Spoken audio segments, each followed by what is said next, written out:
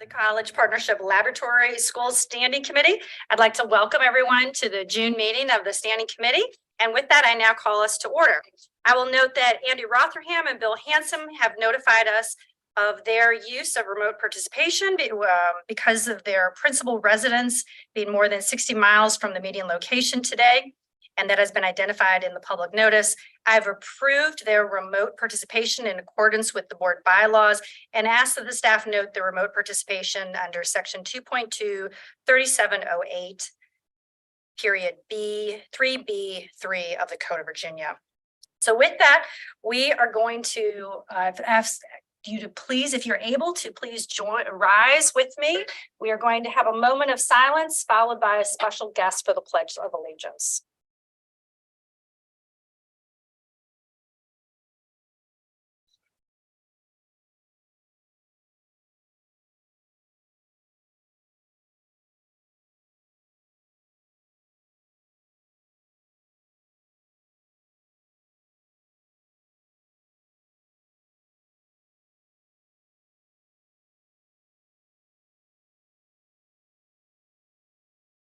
All right, friends, this morning we are joined by a very special guest, Miss Chapman and Mr. Chapman.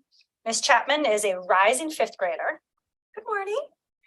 And she is going to lead us in the Pledge of Allegiance.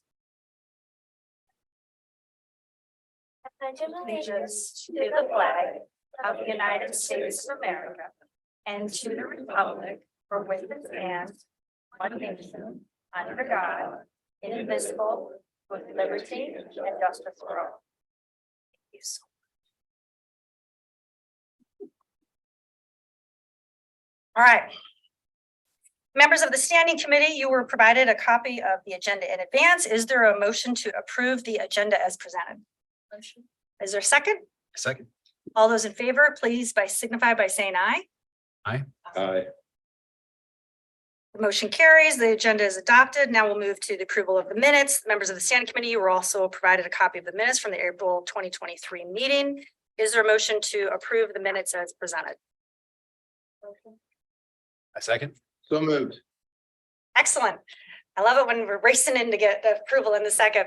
All those in favor of the motion, please signify by saying aye. Aye. Any opposed? The same. The motion carries and the minutes are approved. With that, we'll now move to the public comment portion of our agenda. The Standing Committee accepts public comment on all matters related to the College Partnership Laboratory Schools in Virginia. Public comment is an important consideration and a valued input to the Standing Committee. The Standing Committee will accept public comment on agenda items at this section of the agenda. Public comment on non-agenda items will be accepted upon the conclusion of the business portion of the meeting. And should there be multiple commenters, we'll be happy to take those comments in the order in which that they were received. At this point, Mr. Chapman, I believe we have no one who is here for public comment. I believe that's correct. We did have one person sign up for public comment on a non-agenda item. Okay, thank you, Mr. Chapman, for that clarity. Hearing. I have public comment. Ms. Thomas? Yes. Yeah, but I think we're going to do for non-agenda items. Okay. Thank you very much. We're looking forward to hearing from you. Again, the Standing Committee very much values public comment, and we look forward to the public's input. It's an important consideration in our process. So thank you for being here. All right. Today is a very exciting day for the Standing Committee. After more than 6 months of behind the scene work to create a transparent and public process to consider lab school applications, we will consider our very first application. It has been months of research, preparation, and diligence to create this transparent and deliberative public process that prioritizes quality, durable lab schools.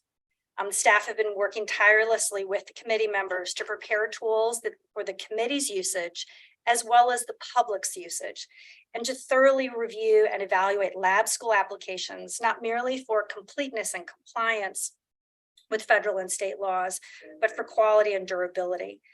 And it's through this transparent process and at times a deliberative process that we have gone through, but that deliberation is essential to ensure high quality schools for Virginians, to honor taxpayers, to protect children, and to ensure that we are good stewards of the task before us as charged by the State Board of Education.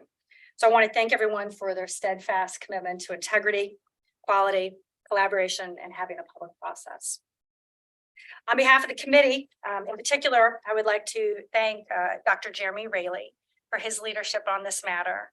Mr. Kent Dickey, Dr. Samantha Hollins, Ms. Melissa Velasquez, Dr. Brendan Album, Mr. Jim Chapman, Ms. Megan Clemens, Mr. Edward Lanaz, Ms. Amy Spitka, and Ms. Susan Williams, Ms. Rebecca Askew, Dr. John Herndon, and Ms. Lorraine Vineski. As you can see, education is without question a team sport here in Virginia, and it takes a whole lot of subject matter experts to get us to this moment. So today we're going to take up the first review of a college lab partnership application. Should the committee will engage in a deliberation with the applicant. We will hear first from the applicant. We will second then hear the staff report from the subject matter experts. We'll then open it up for questions from committee members. Dr. Moran will lead us off on those questions. As we have indicated to the applicant, they will provide an overview of their application, and then the committee members will consume as much time as they may require to engage in a conversation with our applicant. At this time, so we will formally take up item A, which is first review of a college partnership laboratory school application from Southside Virginia Community College. Before us today, for presenting for Southside, we have Dr. Paul Nichols and Dr. Chad Patton. We welcome you, gentlemen, and please come up to the podium. We'd love to hear more about your application, and I believe that you'll be introducing also a number of individuals that are joining you today. We will. Thank you very much. We appreciate Madam Chairman and members of the committee, as well as members from the Department of Education. We're very much appreciative of this opportunity. I am Paul Nichols, Superintendent, Mecklenburg County Public Schools. I'm in my 8th year as superintendent. Mecklenburg County, if you look on the map behind you of the state, divided into the various superintendents regions. Mecklenburg is in region 8. We're in the middle at the bottom on the North Carolina border. The whole region is a region that is traditionally agricultural, with tobacco being the king. It's been slow to move into the modern age. I remember as a school counselor in Brunswick County in 1985, when NAFTA and the whole change in the agricultural field and the military pretty much put us in a position where roughly 80% of our students really had to look for careers and what careers were going to mean for their future, because they were used to just going back on the farm or going into the old types of manufacturing or going into the military. And it's been a passion of mine ever since then to be looking at careers and working with careers. Mecklenburg County and all of the counties in Region 8 have worked very closely with the community college, which is Southside Virginia Community College. I believe it has the largest territorial footprint of a community college in the Commonwealth of Virginia. And we've worked with them for many years with dual enrollment. So working together is nothing new. I think the point of our lab school application is that, and coming into Mecklenburg County, we have focused a lot on trying to coordinate our efforts to really move beyond the minimum competencies of the standards of learning to preparing students, as the state has been advocating for careers and college preparation, if in fact college was necessary to prepare them for careers beyond college. For so long, and I can say this as a former school counselor, we have focused on just preparing students for college. But there's so many careers out there that are beyond that. And we were a divided county. We've been successful in completing now the culmination and bringing together of the east end of the county and the west end of the county with a new middle and high school that was built on the foundation of career introduction in elementary schools, career exploration with significant hands-on work through Go Tech program, in our middle school, and then the establishment of 6 career academies in our high school. And we've provided for the committee and the Department of Ed a significant amount of information about that process. Our lab school experience is specifically geared at working with the students who are at greatest risk. The students who, because of COVID and higher anxieties or social media issues with those types of things, or generational poverty, which we have in Mecklenburg County, 100% of our students getting free and reduced price lunch, close to 70% that qualify for free or reduced price by the specific guidelines. We are a growing community, but there's still a significant number of our students coming from those backgrounds. And so our goal has truly been to identify, work with those students with this, to get them prepared for the dual enrollment. Again, we've worked very closely with the community college throughout the years. That's primarily been on an academic basis, but now we are expanding our CTEs. We've expanded with our 6 career academies, lots of opportunities for the industrial certifications, lots of opportunities for bringing people from business and industry in. I'm going to let Dr. Patton introduce our guests, but we have representatives from both of those groups with us today, and put the students in a position so that beginning at 8th and 9th grade, we can make sure that those students who are at risk can be prepared for the dual enrollment classes and a seamless system moving from high school into community college to complete what they can and then take various levels above and beyond with the community college before going into the working world. So I'm going to let Dr. Patton pick it up from there, but we'll be glad to answer many questions beyond that. And good morning. And Madam Chair, I'd just like to say thank you for the opportunity to be here and members from the committee. I've got a small army of like-minded educators that are behind this project. I would like to introduce the ones that are here today. And so we have Miss Shamia Moody from Mecklenburg County Public Schools. She is a special projects coordinator. And then Ms. Wendy Ezel, she's our coordinator for dual enrollment for Southside Virginia Community College. Haley Edwards, our grant specialist for the college. And then Ms. Angie Collette, is the director of economic development for Mecklenburg County. And Ms. Kelly Arnold works with Microsoft. Welcome, and thank you very much for not only your collaboration and participation in this process, but for taking the time to be here this morning. That just further speaks to your commitment to the overall partnership. So thank you for doing that and being part of this discussion. So many people have been involved, and I'd like to thank all of them, but I would also like to thank members that are seated over here that have just been helpful in the project, and that includes you and Dr. Barisi and others. And it truly is a partnership, and so we're very thankful for that.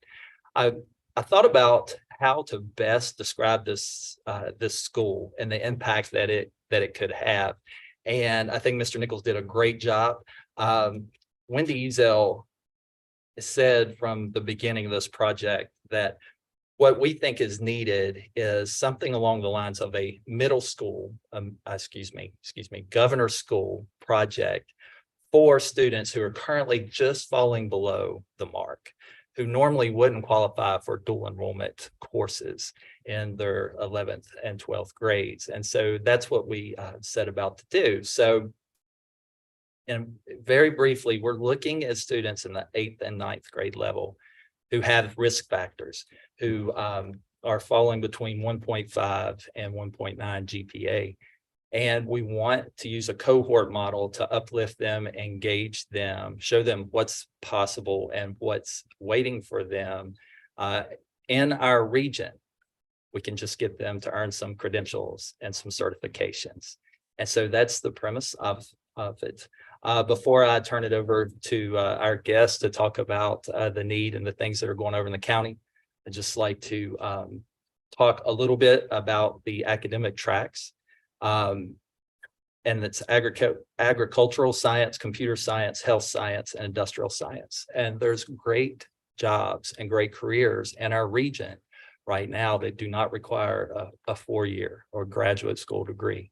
And those are available. So the reason I'm so excited about this project, it's taking a group of students who normally would just miss out on those opportunities and encouraging them, use a cohort model, bring them along so that they can step out of high school and step out of lab school and earn a life-sustaining wage. It'll make a difference in their lives. So we're very excited about that. To speak about Mecklenburg County and the different things going on there, the economic opportunities, I'll turn it over to Ms. Angie Collette.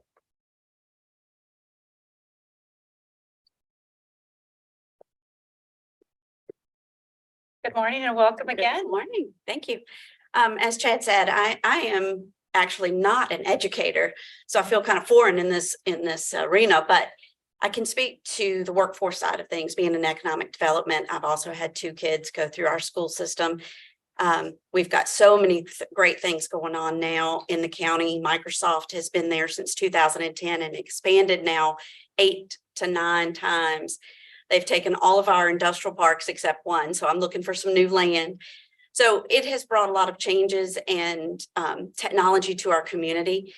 In rural communities, we are used to partnering and working together because we don't have the resources that the urban areas do have.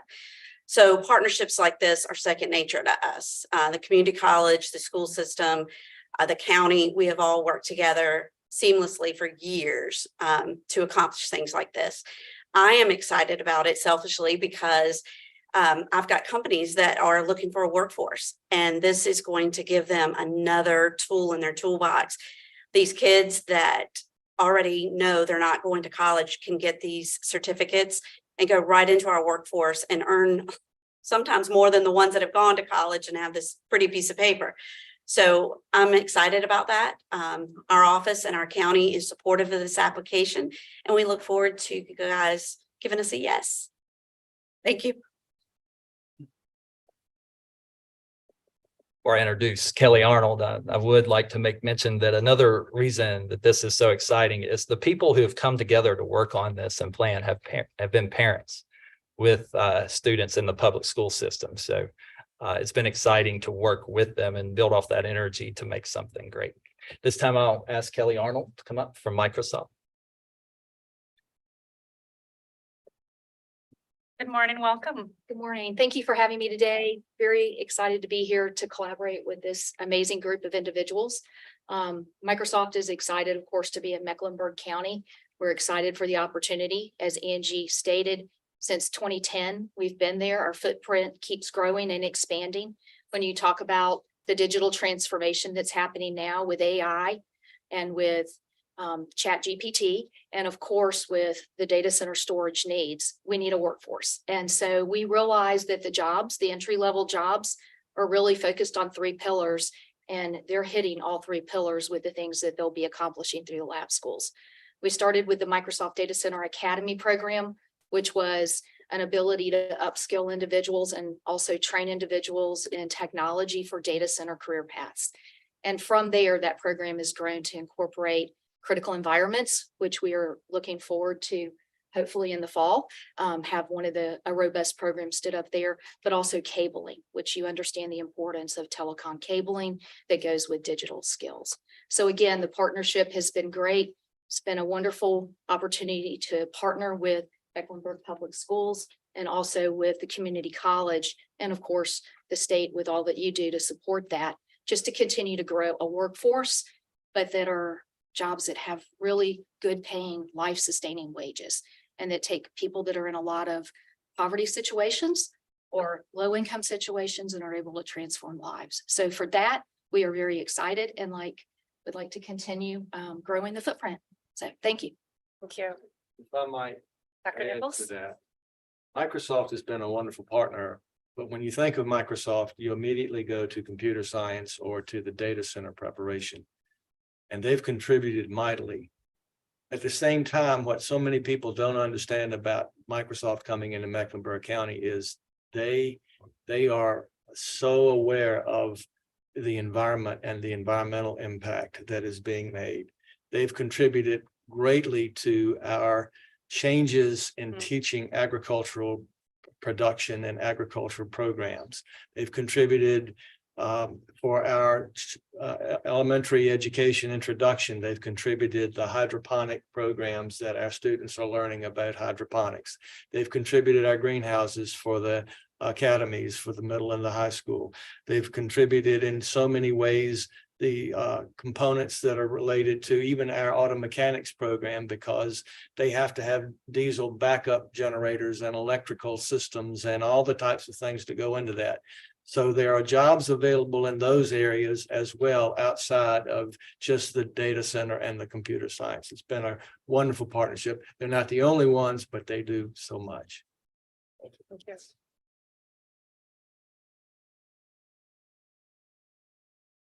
Yeah, and just want to thank you for this opportunity, and we look forward to answering questions at the appropriate time. Super. Thank you, Dr. Pat.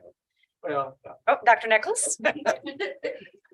I'm at the ground zero with these. And I do want to mention one of the things that from the school's perspective is exciting and will be impactful for the rest of our system is that we run into barriers today with teacher shortage. We run into barriers with being able to attract business persons from the various career areas to come in and teach our students. We run into situations where the focus that we've had on the standards of learning for so long have taught students to memorize, take a test, and go on without so much of the hands-on applications. And so within our application, you'll see components that address those, such as teacher licensure. If we're focusing as much as we are on dual enrollment, there are differences in what's expected of a community college instructor and what's expected for licensure of a high school teacher. But we're bringing the two together. We're very anxious to be able to have the opportunity to have the person that's the community college approved instructor be able to work with our students and not necessarily expect of them all of the licensure issues that are creating barriers for our students.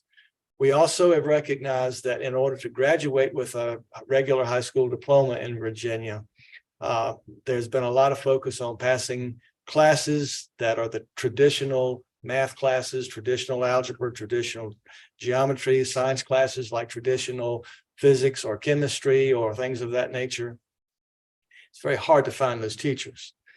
And of more importance is you can finish your math requirements, including algebra and geometry, at the end of the 10th grade, having had math ever since second grade, focusing on all types of components. But because they've memorized them with a 2-year gap, going to the community college, they can have to have remediation. Going into the business world, they don't, you hear all the time, these kids can't read a ruler. Now, they've had fractions since the second grade. We'd like to look at ways to be able to blend the math, science, and the CTE programs so that they're continuously engaging with those programs, with the math, with the science, through the 12th grade, getting feedback from the business and industries when they go out and do workforce development. And they say, well, they can't read a ruler. Well, let's reinforce that. Let's show them the practical applications of that. So there's some components there that help us with those components, barriers of finding teachers, working with them and keeping them in place. And I think that's going to have a huge impact on the rest of our school as well. So, and needed to throw that in. I'm glad you did, Dr. Nichols. Thank you. Thank you. And I appreciate the efficiency by which you presented an overview on your application this morning for the public's benefit. In looking at the file online, it is an exhaustive application with numerous addendums. You have presented a very thorough application. And at this time, we're going to hear from Dr. Rayleigh, who is going to describe the completeness and compliance review process that the VDOE underwent for your application. Dr. Rayleigh, welcome. Thank you, Ms.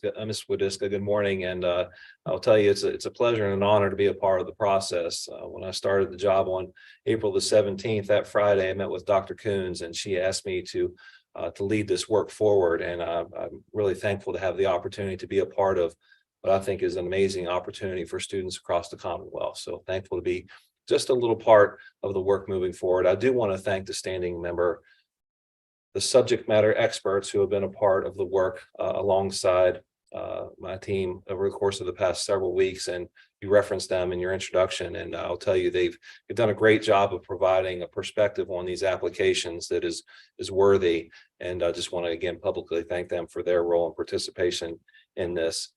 We received the application from Southern Virginia Community College on April the 10th. Upon receipt, our staff conducted a review during the week of April the 17th. And as you mentioned, several subject matter experts were a part of that perspective, anywhere from finance to assessment to instruction from a governance standpoint. So we have representative individuals who looked at the application through multiple lenses. Our initial review, we had some feedback for the applicants, shared that feedback with them. And what I want to elevate regarding this application is both Mr. Nichols and Dr. Patton were very receptive to that feedback. Oftentimes when you pour your heart and soul into work, when you get feedback, it may sting a little bit, but ultimately they absorbed that feedback and they were very open to coaching. And so they worked with the coach over the course of the past several weeks to internalize that feedback and then come back with a more robust application that answered many of the questions that the subject matter experts had in the initial review. So I do want to thank them for their willingness to receive that feedback and then come back through the process. So it demonstrates how this is an iterative process as we are working through these important applications.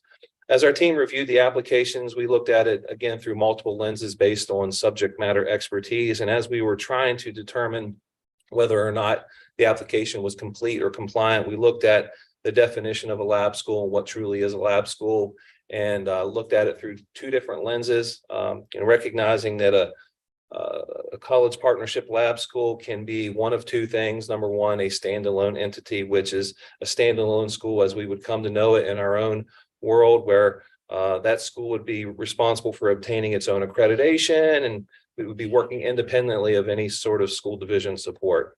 And then the other way to get to being within the realm of a lab school and be defined as a lab school is more like we see in our governor schools models, where the school can collaborate with a local school division and an institute of higher education and can utilize the local school division's accreditation and accountability structure in order to meet the compliance of the law. So as we are looking not only at Southside's application, but the other application which you'll consider today, that was some of the things that we considered before presenting it to you today. You have in your packet feedback from the subject matter experts. You can see a thorough review based on a variety of factors and extensive analysis of completeness and compliance with constructive feedback throughout the process. So you can see that review, but ultimately I'm here to represent staff. And if you have any questions regarding that review, I'm happy to answer them at this time, but presenting this to you today for your consideration. Thank you, Dr. Riley. Yes, ma'am. At this time, we will begin the process to entertain questions from committee members. Again, for the benefit of the public, online on the DOE-Virginia.gov website, you'll see the full and complete application is submitted from Southside. All the addendums therein, the letters of support, some of which have been alluded to today, as well as a very thorough report drafted by the Virginia Department of Education subject matter experts regarding the completeness and compliance of this application, with some additional remarks where you can see through the deliberative process that they've gone through, just as described, that an item was considered, maybe some additional refinement was necessary. That refinement has been made and has been further noted, all transparently documented and represented. So at this time, what I'd like to do is go to Dr. Moran, followed by Mr. Bailey, followed by Mr. Rotherham, and then by Mr. Hanson. Dr. Moran. Thank you. And I was delighted to read this proposal. It really spoke to me because I feel that there is nothing more important than being sure that when our kids graduate to high school, that they're able to have pathways and lots of opportunities that will give them the chance to thrive in life. And for me, that's not just about work, but it's about what they're able to do in their own homes as well as in their own communities. And the idea that what you're building is the capability for young people to see opportunities right there in the Mecklenburg and even surrounding counties that will allow kids to stay close to home if that's what they so choose to do, and not feel that they are compelled to leave to find a good job somewhere else. And every community needs its young people, and they are part of what makes every community thrive. We can't have communities that grow old and the young people keep leaving to go elsewhere. So I see this as really addressing something that's near and dear to my heart.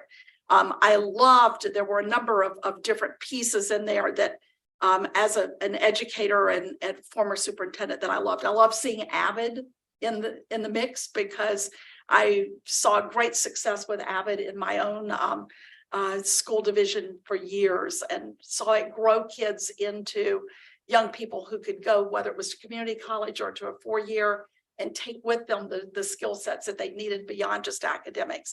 So there are a lot of different pieces in there that I really appreciated. The idea that you see kids that do not necessarily come into middle school or leave middle school with skill sets that they need to be successful in a community college environment. And I think every superintendent in the state knows the data that comes out of community college about how many of our kids that walk onto your campuses are ready for the courses or not. And so you can't wait until kids are juniors in high school to start that. And if there's anything that I would say, it's that we should be backing that whole process back even beyond middle school into upper elementary. So, but I so appreciate the time and energy that you put into delineating what will happen in middle school as a precursor to having kids be able to get on that pathway to the community college programs. One thing that I also have learned in life is that it's a good thing to start with the end in mind. I learned that from Jay McTighe years ago. And so one of the places I want to go is actually to an operational space as a starting point, because I know that for programs to become sustainable, that they have to have infrastructure and systems built in that, Paul, if you or Dr. Cotton, if you were to leave your positions, that you want to be able to leave intact what's needed to keep that program moving forward. And so the question of sustainability for me is not just about financial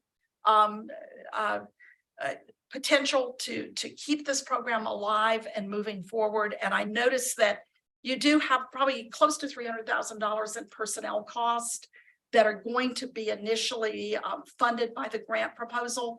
It looks like that some of the other kinds of costs you have a pretty clear path to picking those up as a part of your current funding streams and being able to have some time to incorporate that.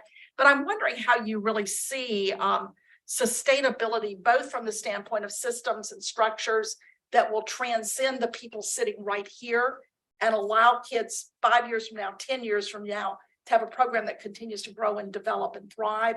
And then how on the financial side, you see sustainability as being something that you can build a pathway right now, anticipating that when that personnel cost comes due, that you've got a plan. So that's really where I wanted to go. And I hope that wasn't too much No, information. it's perfectly understandable. I think it's been one of the primary questions that's always been a part of any of the lab school application processes. And of course, as was mentioned earlier, ours is the type where we're building into what we have currently established with the schools. So things that may be huge questions about transportation, about food, things that we're doing that. You're asking the question about what I call the booster rocket before you get into outer space and you've got the continuous orbit that's going on. These are the students that need the booster rocket. And we have also established and had established for quite a while the Mecklenburg Business and Education Partnership, McBEAP. It's a nonprofit organization. It's engaged with business and community. They've already been supporting a number of our students in a number of ways with scholarships and things of that nature. As we have moved into this process, they have been the recipient for tax purposes and other purposes of businesses that are are feeding into the school system for the benefit of building the talent pool. You mentioned academically moving down further and further into middle and elementary school. Have been of the opinion that the smartest businesses are going to be looking to recruit their employees in middle school and in elementary school by reaching in and being impactful in their lives. And we're seeing that happen. The local in various areas, Microsoft has been contributing and been a part of it. The local Farm Bureau has made a huge commitment through McBeat into providing programs and opening the doors for businesses to come in. And I see what we're asking for is some additional counseling centers. We're looking for the coordination and in the packages, you see letters from our court system, from mental health, from the SROs, from social services, from even judges that have said, these are the wraparound services that we've talked about, but have not been coordinated to come together. In contributing in those ways together, we will continue to sustain, continuing to look for grants. As we were coming up here, Wendy and I had a conversation about a U.S. Department of Education grant that's looking somewhat to do the same thing, more specifically with elementary and middle school. So I'm sure we will continue to build on success with something like this being the booster rocket that gets us started. Then when we get into orbit, it will have a way of continuing. Students and parents will continue to talk to their children and other friends' children and say, you need to be a part of this program, apply to be a part of this, because you want the additional benefit of the AVID and the career counselors and things like that, that we would be able to put in place as time goes by. It's a great concern, great question. And as far as Southside Virginia Community College goes, nearly 50% of our enrollment's dual enrollment. So we have a strong foundation to handle dual enrollment programs. But as far as sustainability goes, this would be new enrollment. This is a population that wasn't captured before. And of course, the more enrollment we have, the larger our budget is. And we're the community college that's funded on a 3-year rolling average. And so each of these students has the potential to take 9, 12 credits per semester. If you think about that, and then think about for every percentage point that our college gains in enrollment, that's an extra roughly $100,000 in our budget. So when we put pencil to that and figured it out, thought this is very sustainable. And that's, again, one of the exciting parts. This is new enrollment. Thank you.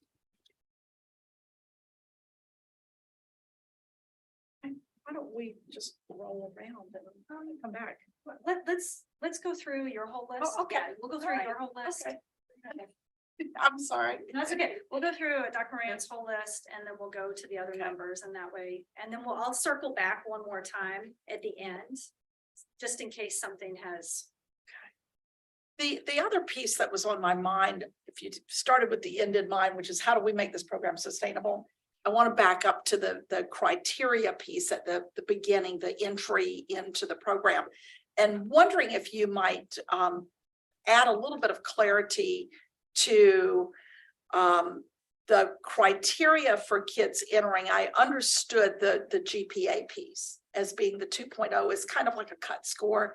I'd like to think if somebody was a 2.07, they might not get taken out of the pool because they're right on that edge. But I see that you also talk about, some of the risk factors. And I'm wondering if you could both address in terms of, I know that we have to always deal with privacy issues around criteria related to risk, but also wondering if you might talk about how you will determine whether someone, is there going to be a rubric or some way of being able to say this child hits this factor, this factor, this factor, so therefore they go into the pool. If you have a little more specificity, Paul or Dr. Nicholas, yeah, Dr. Patton, would you mind get comfortable and have a seat with us. And Dr. Rayleigh, I suspect we may have a couple questions for staff too. And if any of these questions that are being asked by a member of the committee, staff would like to share the staff's view on that item. But we're going to be here for a little while, so I'd like you to get comfortable. Thank you. Are these mics working? Okay. Yes. Yes. So, as we worked with our consultant that you all provided very nicely, that was a big question because there is a component of the lab school that does require that people apply and that we have the opportunity to do somewhat of where it's not going to come to me now, but they Have a screening. the lottery. And from our perspective, there are a lot of children, a lot of students now, and I would say particularly post-COVID, that are exhibiting some anxieties, that are really dealing with social emotional pressures that had not been there before. As I mentioned earlier, we are an area with a lot of generational poverty. We are an area that is a high minority population and growing because Latino students have been coming into our area. Latino families have coming into our area for several of the jobs that are in the sector. And so the need is greatly there. Again, I think we're going to be in a position that as we open the doors, there will be some recommendations of, have you considered this as a way of getting extra support? But I expect that to pretty much take off when we have those opportunities being recognized and the differences that are coming out of people that are coming in and saying, no, I want my child to get the extra help that some of these provisions with extra counseling, things of that nature, knowing they're having direct access. All of our students through the academies have got access to business and industries that are supporting them. But to have the extra hands up, the closer attention of maybe the smaller cohort size as opposed to the 280 students or 300 students per class, I think that'll be beneficial for them as they go along. So yes, and also to answer your question, a rubric model was what we were thinking about because there's a long list of risk factors and we want to be sure to take in consideration of those. Now, the high school and the community college already deal with privacy. And so we would rely on them as well to help us put that together to make sure that we're following all the state requirements and policies. Yes. And the other piece to that is I do think it will be successful and you will have more and more people that would like to come into the program. But we already have avenues and programs for, let's say if someone has a 4.0, they will go in the governor's school and they can take the science track for engineering and those sorts of things. So we're laser focused on that group that has the risk factors. Got it. And I think that the other piece that I have a little list here. And this is a question and it also speaks to Jeremy, to Dr. Rayleigh being at the table with you. And that is that one of the things that we know is that whether it's at the level of law or the level of state policy, that sometimes SOA considerations can become such a challenge. That's something that you really feel would be of benefit to be able to do, and you'd like to be a little more out of the box. You realize we're constrained, we've got to stay in this box. And we're trying to make sure that as each of the grants comes forward, we want to hear, are there places where you would say, this is a challenge and this is one that we would like to maybe be able to work a little bit differently, but we are constrained because we're trying to stay in that compliance in the banks of the river, inside the banks of the river of compliance. But if we had a chance to see something changed, this is something that would have helped us even to get this grant. And if there was a chance to see it changed in the future, we'd like to at least have it put on our tickler list. Anything that jumped out at you?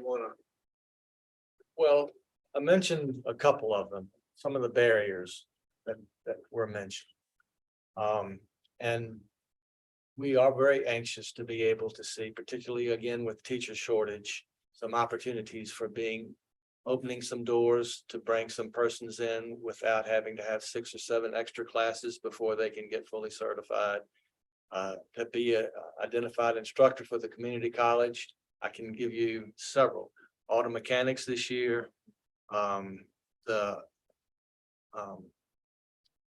keep calling it catering, but culinary arts program, our agriculture program, our and the nursing program.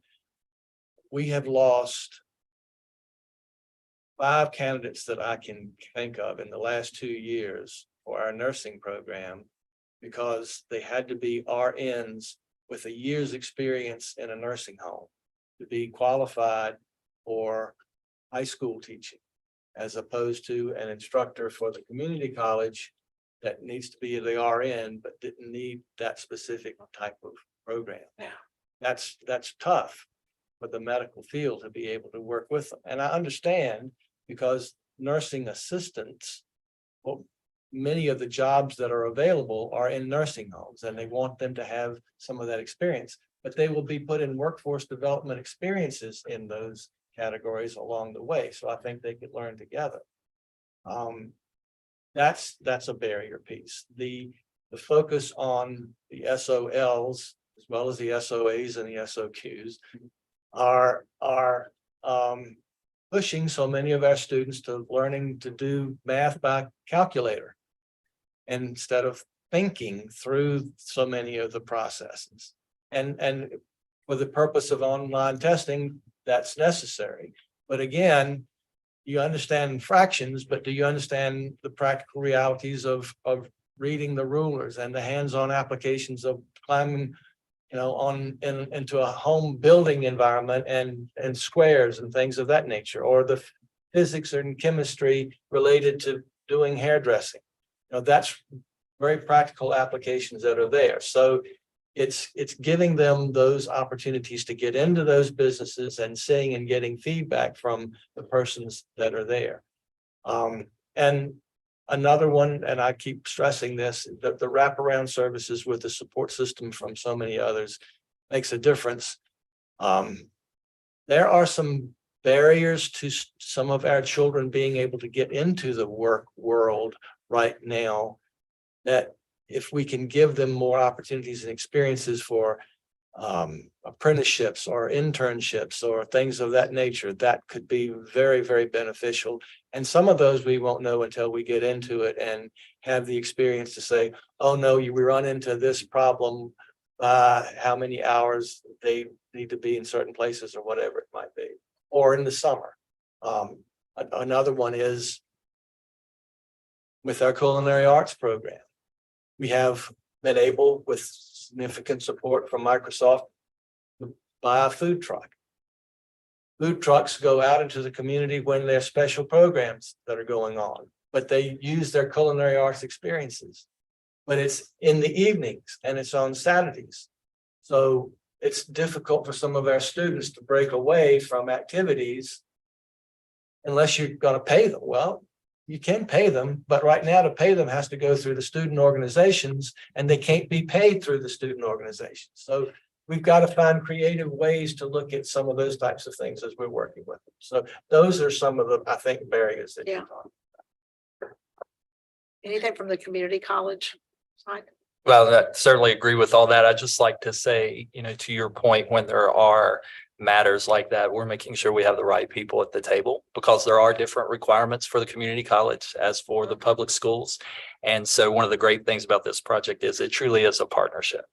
And so while we're not an expert in K-12, we make sure that we have the right representatives so that we can navigate. Thank you. All right, Mr. Bailey. All right, thank you so much. Thanks for, just reading through your application, it was so thorough. I know it took a lot of time by all of you and as well as many of your staff. So thank you for all the thoughtfulness in that. I just had a couple clarifying questions. And also thank you too for starting from just an economic development, just what you need in your community, where your current job needs are, but also what is forecasted and projected, just anchoring in that felt really came out loud and clear, as well as the partnership with Microsoft and local employers. So I just love the fact you started with kind of that ends in mind and then worked backwards from there, and with the great partnership with you all. I wanted to talk a little bit more about, you talked a lot about the selection process for students, but I know there's also a little bit of a selection process from the students' perspective themselves in terms of which academy they pursue. And so can you just talk through a little bit about how you help them make the best decision for themselves in terms of which academy and which area to sort of pursue? Sure. Beginning, so GoTech does a great job, I think, giving students an experience in early middle school, right? And then and you get a menu of things so they can taste test a smorgasbord of different careers. And then so we plan to continue upon that work as they're in the critical 8th and 9th and beginning of 10th grades. Part of that cohort model would be showing them what's available in the region. You know, a lot of people, when you say Microsoft, they think, oh, I'm going to sit at a desk and type on a keyboard. And that's not necessarily true. There's all kinds of different careers that go into a big corporation. So our plan is to bring in alums and people who are currently working in the field and say, this is what a day in my life looks like. And let them actually do things that they can and experiment so that they know what direction to take. And then they have Mecklenburg County's done a great job with it, with their academies. So they have those options. And then this lab school will have 4 science tracks from which they can get credentials and college credit certificates through there. So it's a pretty broad spectrum what they can choose. And if I might add, over the past 8 years, how we came to the academies, is what you're asking. So GoTech, I don't know if you're familiar with GoTech or not, but it's been heavily reliant on support from the Go Virginia Economic Development Program, looking specifically at Southside. And they identified so many of the different career options, job options that would provide good opportunities for students as they came through to go and to give them hands-on experience. So they have in the middle school labs as examples, virtual welders, real welding machines, put on the helmet, you see where the beads go for welding. Welders are making $100,000 plus. They have the robotics, that they have the bots that they're learning so much, many of the applications. They've got the automated programming options that would go into advanced manufacturing. They've got several of the medical programs with I don't use the right term, but I call them medical dummies that can do so many of the different things that with hands-on that are working out there. And they identified it. Now, when we were looking at the development of Mecklenburg's academy approach, there are 17 career clusters. And so we were looking at how we give students the options of understanding things about careers as early as elementary school. So we pulled together all of our school counselors and had them certified as National Career Development Specialists. And they created a comprehensive K through 12 program for career introduction at the middle school, career exploration at middle school, with the Go Virginia, Go Tech programs and others that we have available. And then the 6 career academies, we're looking at how you blend 17 career clusters so that they make sense. As an example, you've got the health and human services. Well, that's obviously the medical careers, but it also is helping us prepare our teachers for tomorrow. It's a human service. It works with our social service agencies and those that are interested in psychology and some of the social services. Our law and leadership is grounded upon our JROTC program, but it also includes criminal justice. It includes fire science. It includes other things that are available through that. One of the more interesting ones is the international business and culture. the cultural part. We live in an international society, so business is obviously international. And culture is also international. And if you're going into the fine arts, if you're interested in drawing or dance or theater or things of that nature, you need to be able to build a portfolio that shows your skills and build it with learning how to use the technologies, how to build web pages, how do you market yourself, how do you do those types of things.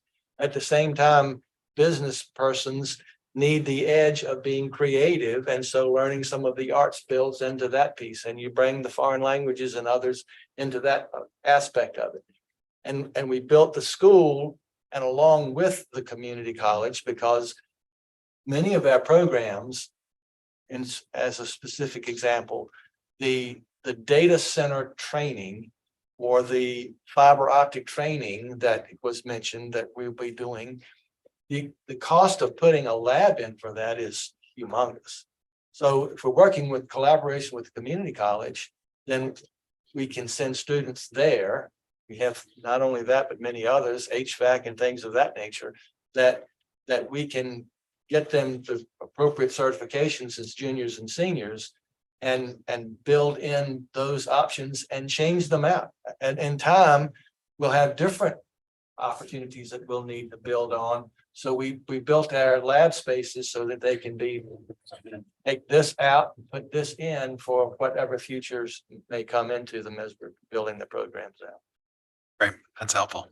I get a little verbose when I'm talking about No, this. you get passionate. I can tell. It's throughout the application, you talked a lot about blended learning as being a fundamental way of helping to deliver some instruction. Can you just go one click deeper and talk a little bit more about what kind of blended learning model? How do you see that working?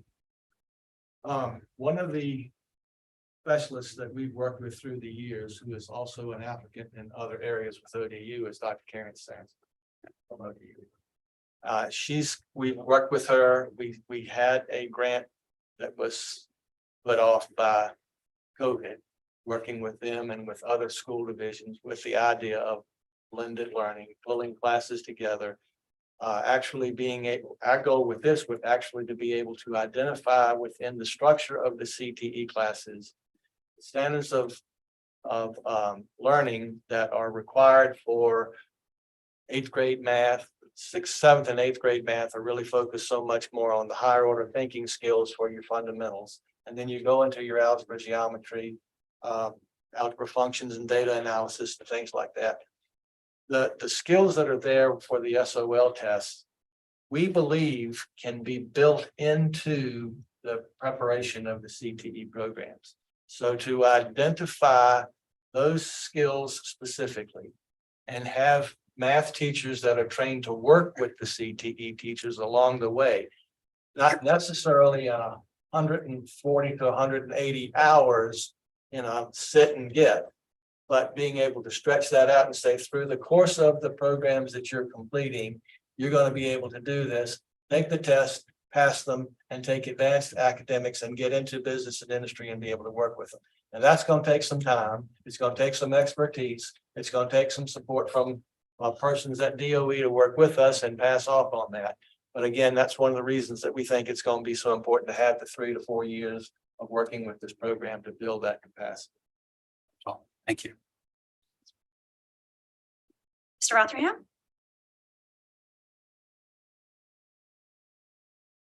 This is great. Sorry, I was on mute. I just have a couple of quick comments. I think we're getting into, and I don't want to tax our visitors' time too much. A couple of things I want to first is thank them. I mean, look, they're the first on the agenda today at our very first lab school meeting when we were still forming the committee, and we didn't even have like a formal organized leadership process on the committee or anything yet. They were there, and we're extremely grateful for them working through this process with us, essentially being a guinea pig. But I think that minimizes just how awesome this application, the promise of what they're trying to do here. So I just want to echo Pam's point. I think the attention on sustainability is great. I mean, there is a risk, and we've seen this in the Commonwealth with federal charter school dollars.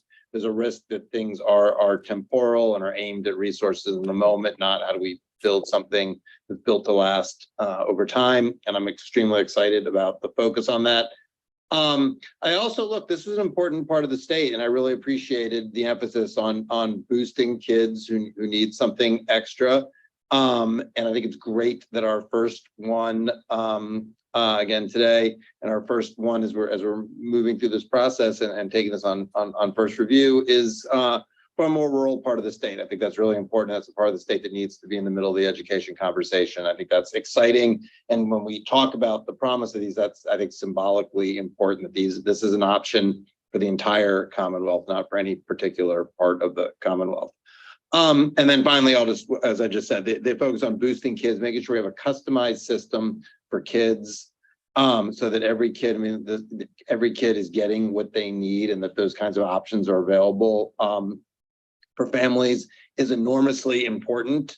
The word equity has come under a lot of stress in Virginia, and you know, there's 1,000 definitions now for 1,000 different people. But if it means anything, I think it means making sure we're reaching kids where they are, giving them options, supporting every kid. And this is like just a terrific thing to see. So I want to thank you for your time, for coming a couple of times to different parts of Virginia to meet with us. And it's exciting to see this moving forward. Thank you, Mr. Rotherham. Mr. Hanson, do you have any questions or comments that you would like to share with our applicants?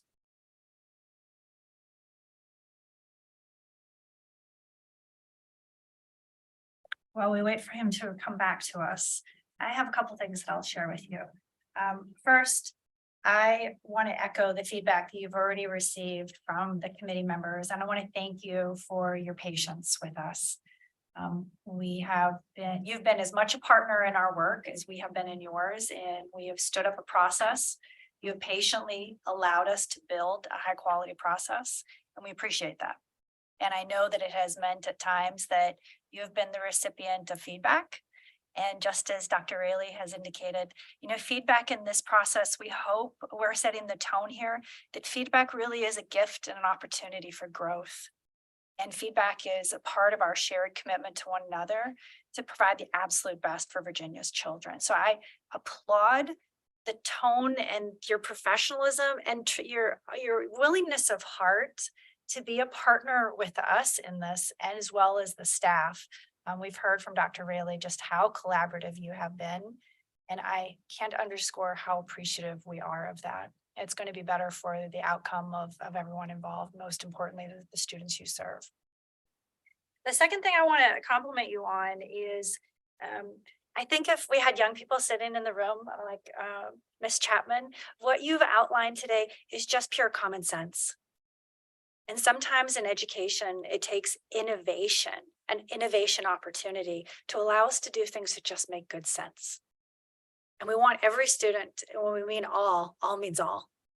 And too often for students with a GPA between 1 and 2, that sense of what my future is may not feel as inclusive.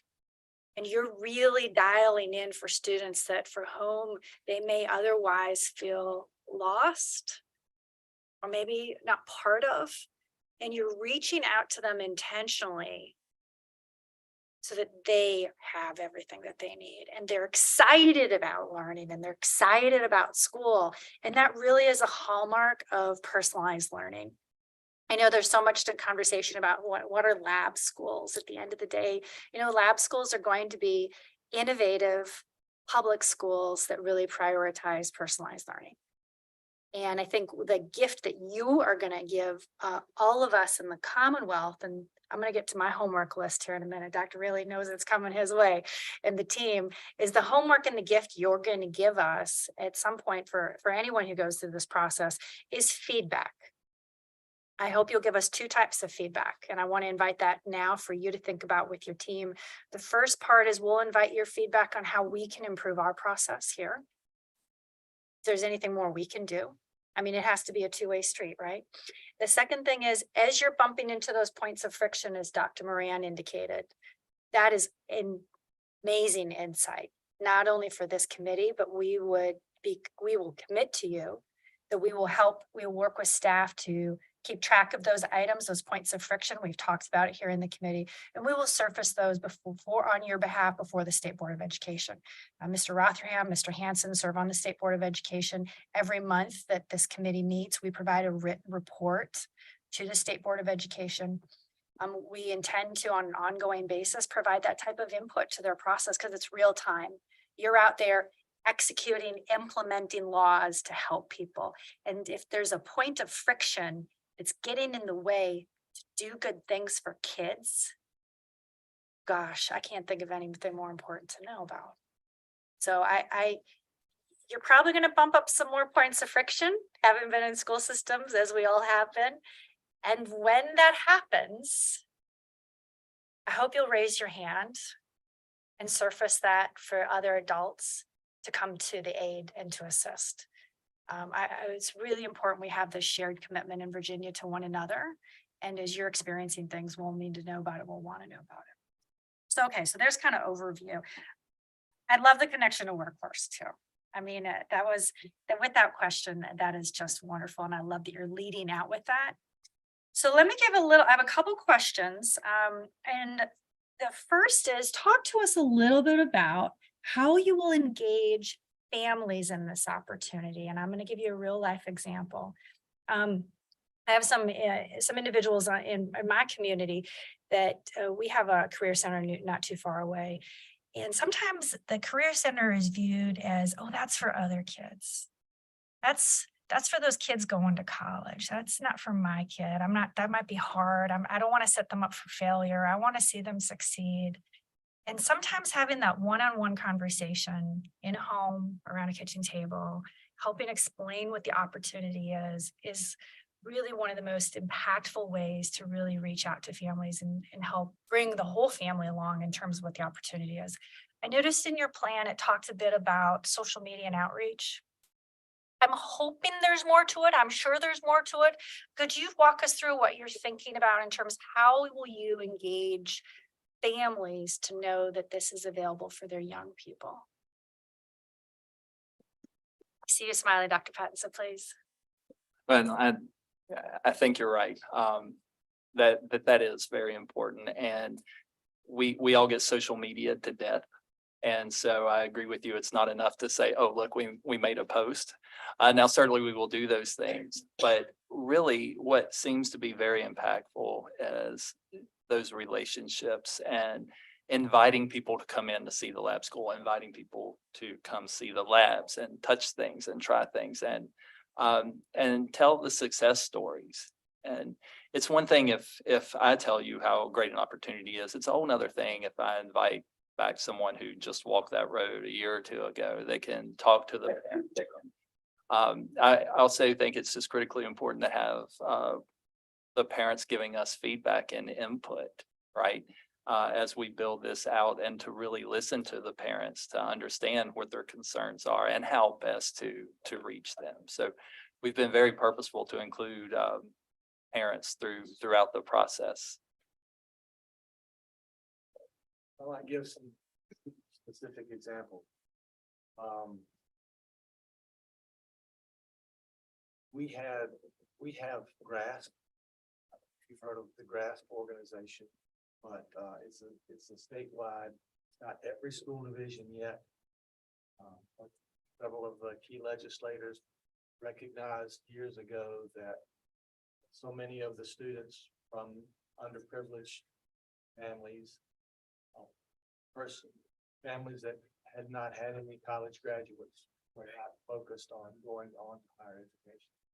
And GRASP actually is the organization that is now putting financial aid counseling, because one of the biggest barriers is the whole financial aid process, financial aid forms, and getting through them. And for the last 3 years, we've had a GRASP representative who calls parents, all students, goes directly to them, steps them through the financial aid process directly. That has been enormously helpful to them. That's what we have in mind with some of the counselors that we're talking about engaging here.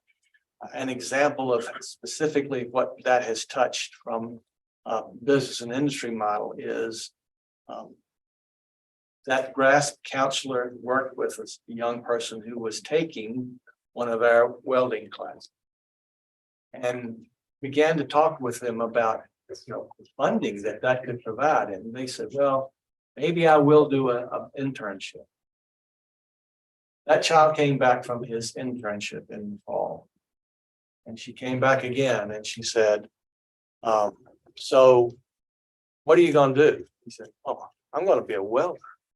When I was working as a intern, I was making $5,000 a week as an as an intern. And that began to go around to other students. And, again, you were talking about the sustainability. We don't want to limit these children and say, you'll never go to college. I think one of the things that's going to be important is as they get into business and industry recognize the potential that they have in different areas, then they say, we will pay for you to complete your education to do these extra jobs. We've seen some of those things happen as well. So it's sort of a success builds upon success along the way, and we can begin the process by engaging the students more. Thank you. Two other questions, broad brushstrokes here. And some of this is just to further understand what a lab school is as part of, helping educate both other potential applicants as well as the public. Could you describe briefly how you will provide instruction to students with disabilities and what the coordination will look like between the school system and the community college to ensure compliance and services for students? Again, one of the great things about this lab school is you're pulling resources from two organizations. So, the college has resources to help such students and the way we respond. We also have the high school. And so coming together and working individually, think how we can best meet the needs there, knowing that you can draw off the resources of the community college or the high school, I think is exciting and it's important. An example. Awesome. We are having a growing population of students identified with autism. Yep. So as we began working with opportunities to get students engaged with work experiences, parents who have autistic children worked with us to establish an organization called FEAT. I'm not going to remember exactly what the acronym is for, but they said, we want to work with your teachers in working with business and industry to find co-op experiences for these children. It has been extraordinarily successful with local businesses that are giving them repetitious types of opportunities and working. And the students are so excited and they're bringing that excitement back with them, some of the things that they're expected to do in school. So we think that will grow not just for those with autism, but with other needs as well. And last question.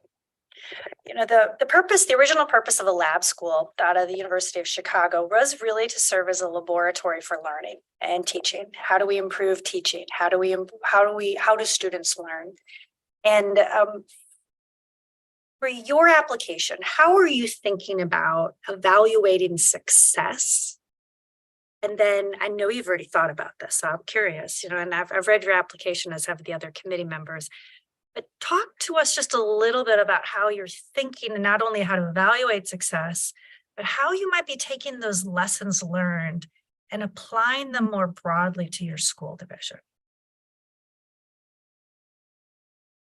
I think there's a number of ways to evaluate success in this program. Of course, you've got the standard GPA, right? We're taking students here and let's see after intervention where they will end up.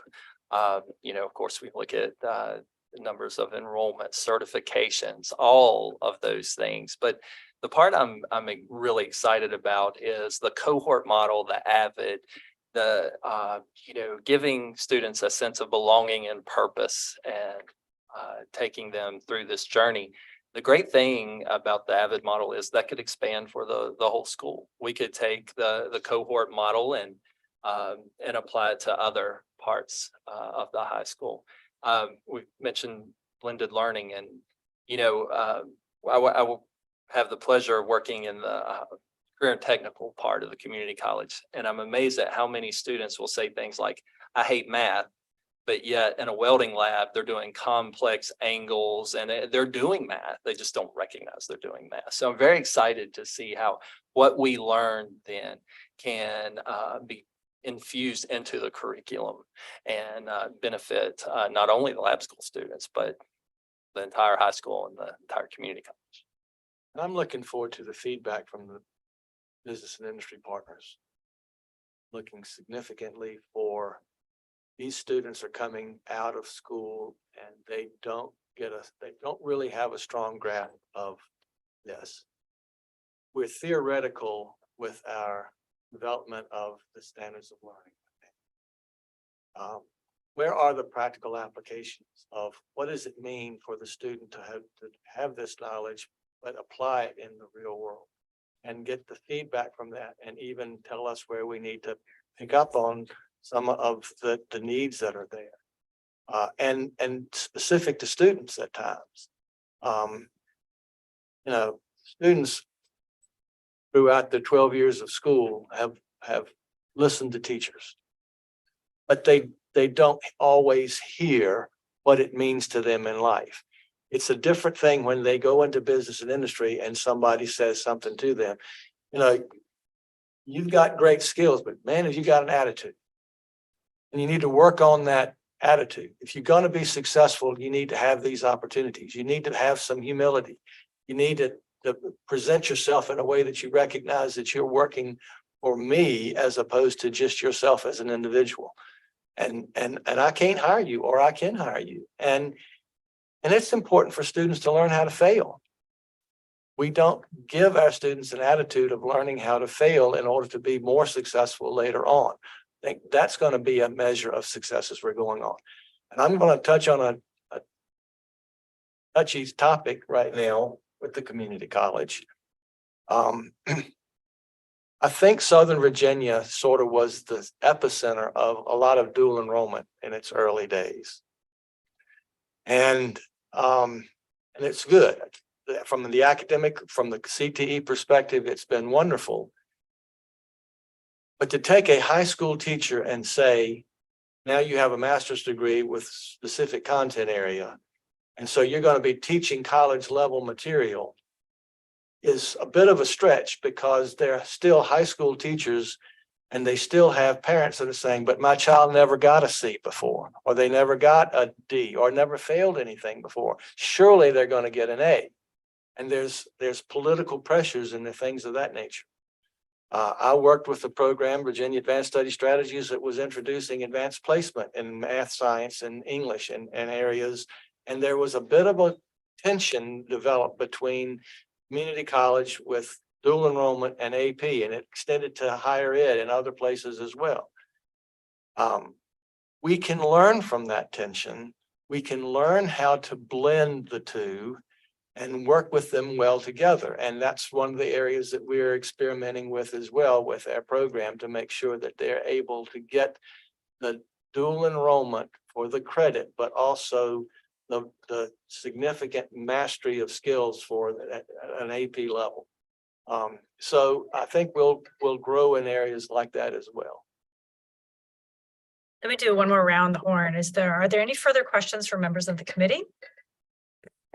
All right, unless there's an objection from the committee members, there are 3 areas where I would ask the applicant to further sharpen your pencil with staff for some additional information that I believe we will probably need to consider before this body, and would probably be helpful for your consideration going forward. The first is to what Dr. Moran inquired about, and that's sustainability and the funding program. You've answered the question well, but if you could augment the material that you've provided in writing with a bit more of that modeling information from community college, I think that would be helpful for us. The second is on the area of the eligibility criteria. And how will you be ensuring student privacy?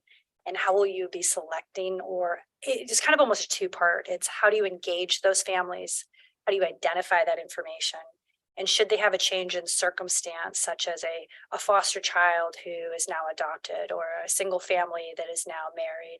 How nimbly through your system will you be navigating such matters? I think that is something we will need to further understand. And those two together, and then the last is a little bit more on family engagement. I hear what you're saying. I've read the application. I'd like to see more in writing in terms of what your plans are. There's no objection from the committee members on those three items. Okay. All right. Then at this point, is there a motion to accept this application for first review and clear the application for a 10-day public comment period? Is there a second? All right, all those in favor? Second. Thank you. You'll get the next one, Mr. Rotherham. I know, everyone wanted in on this one. He's like, where is that unmute button? Okay. Everyone will get to do one today. Okay. Thank All you. right, exactly. All right. All right. So on the motion before us, all those in favor, please signify by saying aye. Aye. Aye. Motion is unanimously approved.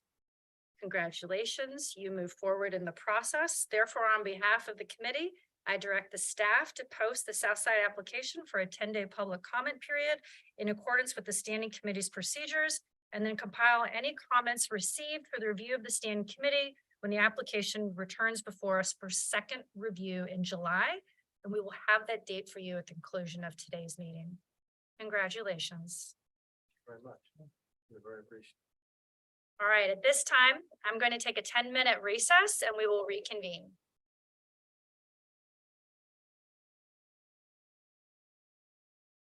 Thank you very much.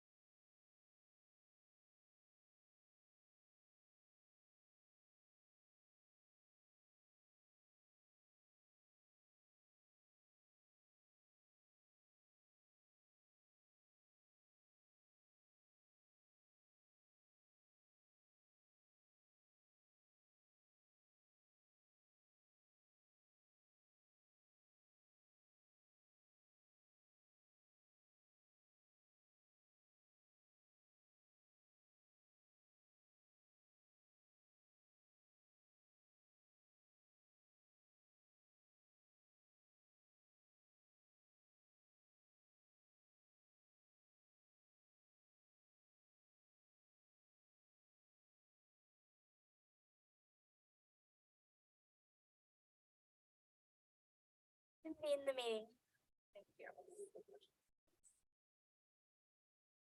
All right. With that, we are now going to move to item B on our agenda, which is first review of college partnership laboratory school application from Virginia Commonwealth University, VCU. This item will be presented by Dr. Gord. Kumi Goranson. My apologies. Okay. Cooney Goranson and Dr. McKnight, and we'll be joined also by Dr. Rayleigh, who will be giving a staff report. Please come forward. We look forward to hearing more about your application and welcome. Thank you very much for your application and thank you for being here today. Thank you so And my much. apologies for not getting your name. No, wrong. honestly, I- Yeah, don't worry about it. I will do it right next time. I was Kumi Smith for my whole life. And then I told my husband, I must have really loved you to take Goranson. I said, because people, they could at least do Smith, you know, like it's tough. But anyway, but thank you. Thank you so much for having us here. And I do want to echo the thoughts of our friends from Southside and how appreciative we are of just the VDOE support, the committee's support, the opportunity to even come forward for this. So I really excited to be here. Thank you so much. I am Dr. Kumi Goranson, the Executive Director of Code RVA Regional High School. And I've had the privilege of serving in this role since January 2020. Prior to joining the Code RVA team, I served 21 and a half years in Chesterfield County Public Schools, where I was an English teacher, assistant principal, personnel administrator, principal, and then finally the director of middle school leadership. I'm here today with my partner in innovation, Dr. Kim McKnight. Dr. McKnight is the director for the Center of Teacher Leadership and executive director of RTR Teacher Residency at Virginia Commonwealth University. She's a former K-12 public school teacher and coach. She has a PhD in educational psychology and is a national board certified teacher. I'm going to get us started today, and then I'll turn it over to Dr. McKnight. As you are aware, so we are in a unique position among all of the lab school applicants in that our proposal includes an already fully formed, fully functioning, and successful school, Code RVA Regional High School. The purpose of our proposal is to combine Code RVA with an equally well-known and successful program, which is VCU's Richmond Teacher Residency, or RTR, is how we refer to it. And there are three main ideas in our proposal, and I'll go over that first main idea. First, we propose to use Code RVA Regional High School as a new placement site for teacher residents. Here, they will learn how to integrate computer science across all subject areas and learn Code RVA's unique model of personalized learning. When they complete their year of residency, they will take their training into hard-to-staff school divisions across Virginia. School divisions seeking to replicate Code RVA in a smaller platform, such as a school within a school model, could group teachers within one school or a feeder pattern. Additionally, our proposal includes providing for a school leader intern annually at Code RVA. The intern will learn how to lead an innovative computer science focused program, and then will also enter into a hard-to-staff school division upon completion of their residency. Hi. Thank you so much, Dr. Goranson, and thank you all so much for the opportunity. So in addition to the first part that Dr. Goranson explained, the RTR staff will spend time researching best practices, providing professional learning. This is really what we've been doing for the past 12 years in the Center for Teacher Leadership. Can you all hear me? Let me get a little closer. Better? All right, there we go. I was a kindergarten teacher, so I have that very quiet voice. So I'm going to try to really vocalize here. We're excited because we want to really replicate this for a pre-K to 8 model. We know that it's great at Code RVA at a high school, but what does that look like to replicate as we go down? And the model builds on 12 years of knowledge and experience in recruiting teacher candidates. We call them residents because it's based on a medical residency model to prepare them through an intensive school-based teacher preparation model.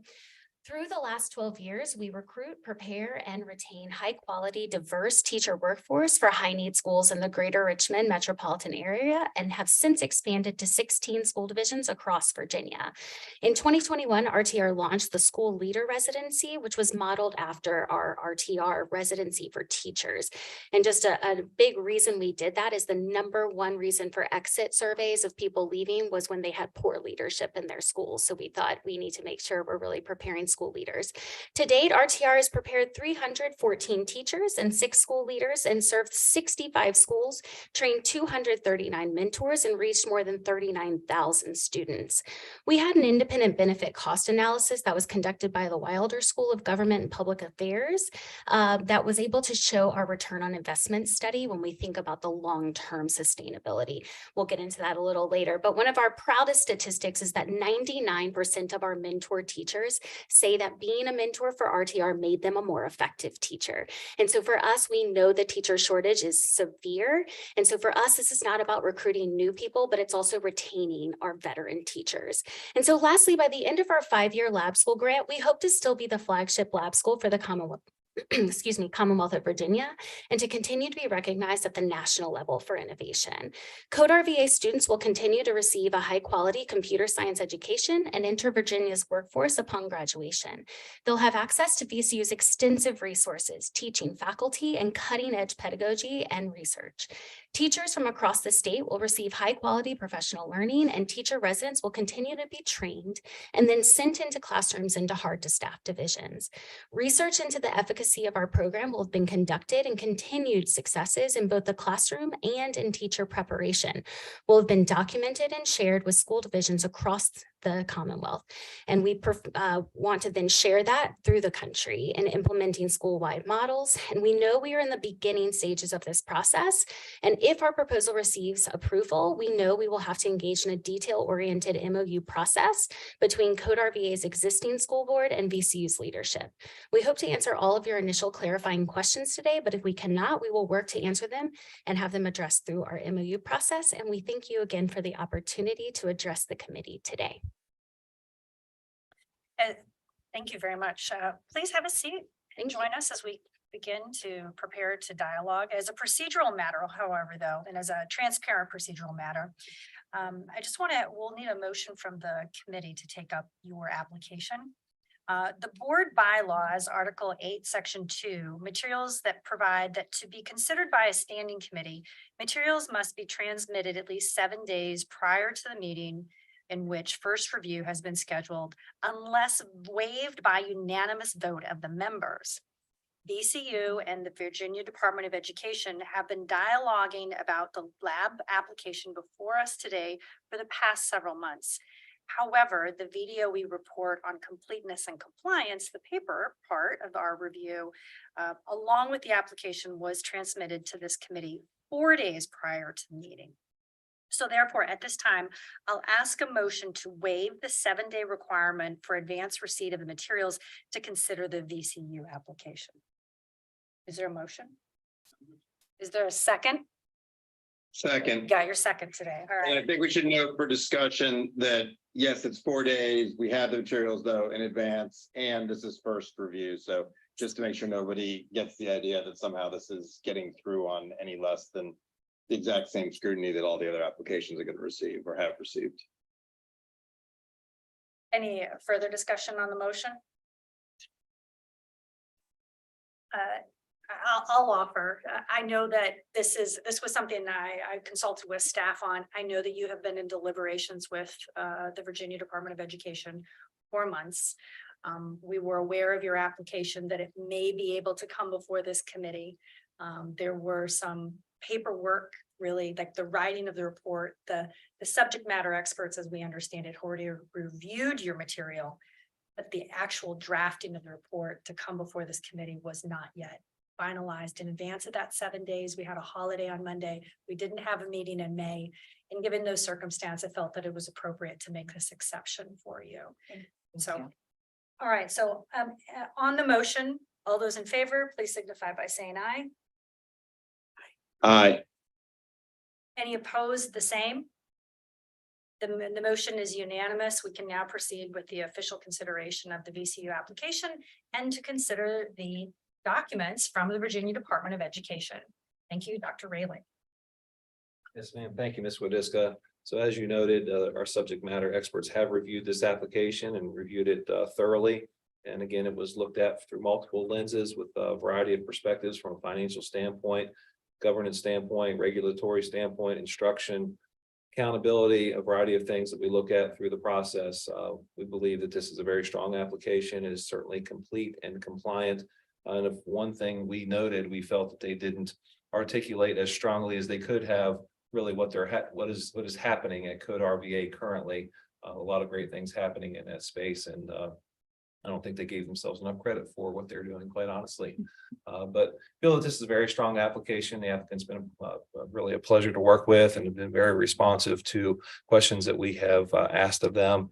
And our team is happy to answer any questions that you may have from our standpoint. Thank you, Dr. Ridley, and Yes, thank ma'am. you again on behalf of the committee for all the work of the subject matter experts in reviewing this application. I know there's so much work that goes on, sometimes, you know, in this case, weeks and months before it comes before a body such as this. And I want to thank you for your leadership in bringing this one to us. It's been our pleasure. Thank you. All right, at this time, I'm going to open it up for questions. I believe that Dr. Moran has first steps on this one as well.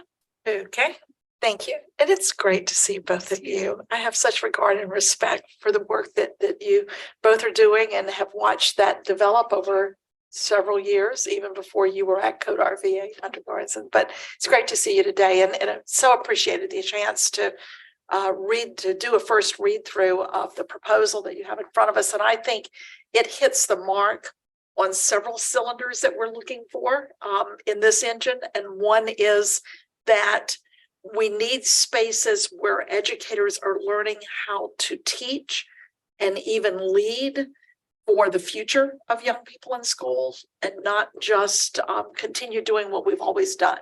And so I think that what you're doing is creating a wonderful model that creates a synergy around two proven programs and bringing them together. I think probably says that what you will create will be better than what either of you have right now individually, although both of those are pretty exceptional programs, I think, by any measure. So thank you for thinking about this out of the box in terms of the synergy of two programs. I'm not sure that there are many people in the state that would have married those two together. So it's pretty cool that you did. There must be an inside joke on that. So anyway, but I'm going to start in the same place that I did in the first proposal, and that is with sustainability. One of the things that I notice is that you do have a lot of upfront funding that's headed towards building a staffing model. And I'm wondering if you might talk about in general what you see as systems and structures that you believe are going to be essential to sustainability of this particular program, but also how you're planning to address at whatever point you're going to need to say, as we all know, state funding does come to the end for these kinds of programs. How will you see a path forward to continue this program, particularly with adding a number of staffing positions? Thank you so much for the question. And again, we feel the same way about you. So thank you. So I'll start with Code RVA is a self-sustaining model with the way that they have tuition based. And so for the Center for Teacher Leadership, we've been federally funded for the last 15 years. And so we've gotten U.S. Department of Education grants using the What Works Clearinghouse for the new teacher center coaching model. Can you all hear me? I feel like I'm okay. And so we've been able to, we train early childhood, elementary, special education, secondary teachers, as well as school leaders. And so each of those, what we've been able to do is take the federal grants, and that's really where staffing has come from. And then what we've done is with a 20% tuition reduction through VCU, we're able to then leverage the teacher residency line item that has a 33% cost share for school division partners. On June 23rd, we're actually having a conversation with VCU because at this moment, as a grant funded center, we do not receive funds from VCU. But because over the last 12 years, they've seen the success, they do get funds from this. What we're trying to do is create a shared cost model from the tuition that comes in so that our staff through the Center for Teacher Leadership can be funded through those, as well as VCU having a cost share. So the same way that there's a 33% cost share with the school division partners, that's written in the legislative language for the teacher residency line item.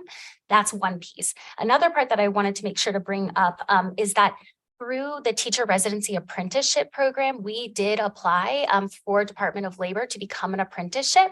And so that will come with new funds. And so that's another item as we talk about our expansion is to be able to leverage the Department of Labor. So between the teacher residency line item, the Department of Labor, as well as the cost share with the school divisions, and then creating this cost share with VCU, that federal grant that they were referring to in the last, we've already started it. So we're always hustling for more funds. And so as a 100% grant funded center, this is what we do, and we're pretty good at it. And I say that because our team is extensive.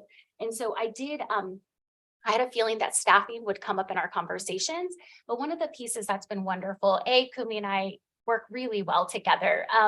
And I think one of the pieces often that there's this idea that higher ed is the one to bring ideas to K-12, but in this, I actually feel very opposite, that we're going to learn far more from what they're doing already at Code RVA. The part that we have resources for, and this is where our team over the last 15 years, everyone on our team, there's about 23 of us, and I say about because one person's like 50%, but all of those positions are former educators. And so these individuals, most have doctorates in all of the different areas, elementary, special ed, school leadership.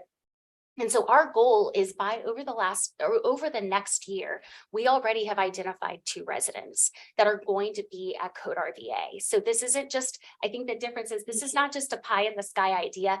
This is already ready to go, and that we were able to leverage additional funds from other sources to pay for them to get their degrees. And so we already have 2 mentors at Code RVA.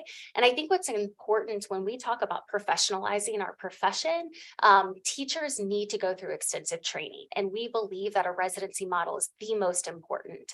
And so in our service agreement, when you are getting your master's degree, and we're now in the undergraduate spaces too, you're making a 3-year commitment to a hard to staff school division. And so they work that off as a service loan over 3 additional years, which is why school divisions like our model, because that 33% cost share ends up keeping very high retention numbers on the back end. And so for us, we're going to use the next year with the 2 residents at Code RVA, so we can really learn what it is that they're doing, so then we can really change what the future of teacher preparation looks like. And so the beauty of this is that our staff are already ready to go to do this expansion because we're in 16 school divisions across Virginia. I think it's one of the best positive parts of COVID is that we switched all of our courses to online modality. So now we are in Brunswick and Oak City, all of which are examples of school best practices that are happening at Code RVA. Throw in that teacher preparation and then be able to create more opportunities of innovation and replication across the state. That was a lot, sorry. It's okay. I appreciate the detail. As I said, you can never put enough detail in a grant to satisfy a review committee. So it's always this kind of dialogue that helps. So that's really, and you know, I always used to challenge people and say, so if we don't get this grant, we think this is a really great idea. What are we going to do? And I always loved when somebody would come back and say, we're going to make this happen no matter what. I bet y'all have said that to each other. You got 2 people that are going to make it happen. Yes, absolutely. Absolutely. So, but the money does help to get something like this off the ground and to really scaffold and build on it. The other question that I'm really interested in is that when I opened it up and I saw the X's by PK all the way up through 12th grade, I went, wait a second, this is Code RVA. What's going to happen next with this? And so I'm really interested in you talking a little bit more in depth about the K-8 piece, because that's not as fleshed out in here. Yes. I know Code RVA, I know the quality of what goes on there. I'd love to know what your thinking is more in depth around K-8. Absolutely. So I can say because we've been training teachers from pre-K all the way up to 12th grade, when people are getting their degrees, we do what's called a gradual release of responsibility. And so they are in the classroom with a mentor teacher from the first day of teacher work week until the last day of school. They begin to take on more and more while they're taking their classes at VCU to become a teacher.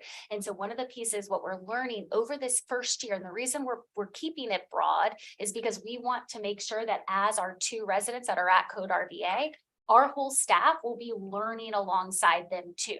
What is happening? How are we doing this personalized instruction the way Code RVA has already been doing it? But what we're going to then do is put that into our gradual release calendar so that they can begin to learn all of these different pieces of personalized learning and then start to take it. What does it look like to go from 9th grade to 8th grade, from 8th grade to 7th, and begin to scale back to all the way down? We were able, using the lab school planning grant, which we appreciate the opportunity to get that too, because we were able to go to, was it Buckingham County? Yes, Yeah, I couldn't remember. Yeah, so some of our staff who are doing elementary went and visited. There is a school division that's working on how they take kind of this computer science integration in a public school model for elementary schools. So we went, and when I didn't go, but some of the staff went, and then they were able to come back to say, oh, this is totally we can replicate this. And so what we want to figure out is that if we know, begin with the end in mind, which I appreciated you saying, and we agree, we know what it needs to look like in high school. Then with her experience from middle school, as well as, I'm sorry to speak for you, but definitely chime in with Bailey Bridge, having done a school within a school model already. We can then take that teacher preparation piece and start to integrate what computer science looks like from the middle school lens to the elementary, all the way down to pre-K. The beauty of this is that VCU has already gotten a few grants when it talks about STEM innovation. And so one of them is Yao Ying, who is a professor at VCU, is doing a STEM study for families of preschool students. And so again, we can begin to take what they're doing there and integrate that into the teacher preparation model. And so again, I can't give you this very specifics yet. Give us the beginning of this coming Do you semester. anticipate that you're going to actually have students that you will call PK8 lab school students, or Physical students. more embedded? I wouldn't call, Like- yeah, I think it's more embedded, like, Embedded. that's where the professional learning, so for us, one of the things, and I don't know how much our application spoke to it, but Kumi, as well as, and a big appreciation to everyone at VDOE, we're getting corporate sponsors to think about co-locating for a building. For us, that's a key piece of this, is to become an innovation hub. That way, people from across the state can come to visit, but we know that not everyone's going to be able to come to Region 1 to do this. And so for us, when we talk about the students being able to be impacted, it's more about the teachers coming, learning best practices, then implement that within the pre-K-8 spaces, wherever they are across the state. Just to kind of, yeah, absolutely, to add to a couple of those threads on that, when you're talking about that sustainability piece and then going into looking at the PK8. The co-location is a key lever for us in terms of our building. We have a lease, we have a great landlord and certainly love that. But, you know, as a homeowner myself, I know it's not fiscally responsible to have a lease forever. We need a permanent home for our students. And so part of the financial sustainability, just in like literally off the bat, we spend $500,000 just in rent out of our current tuition base.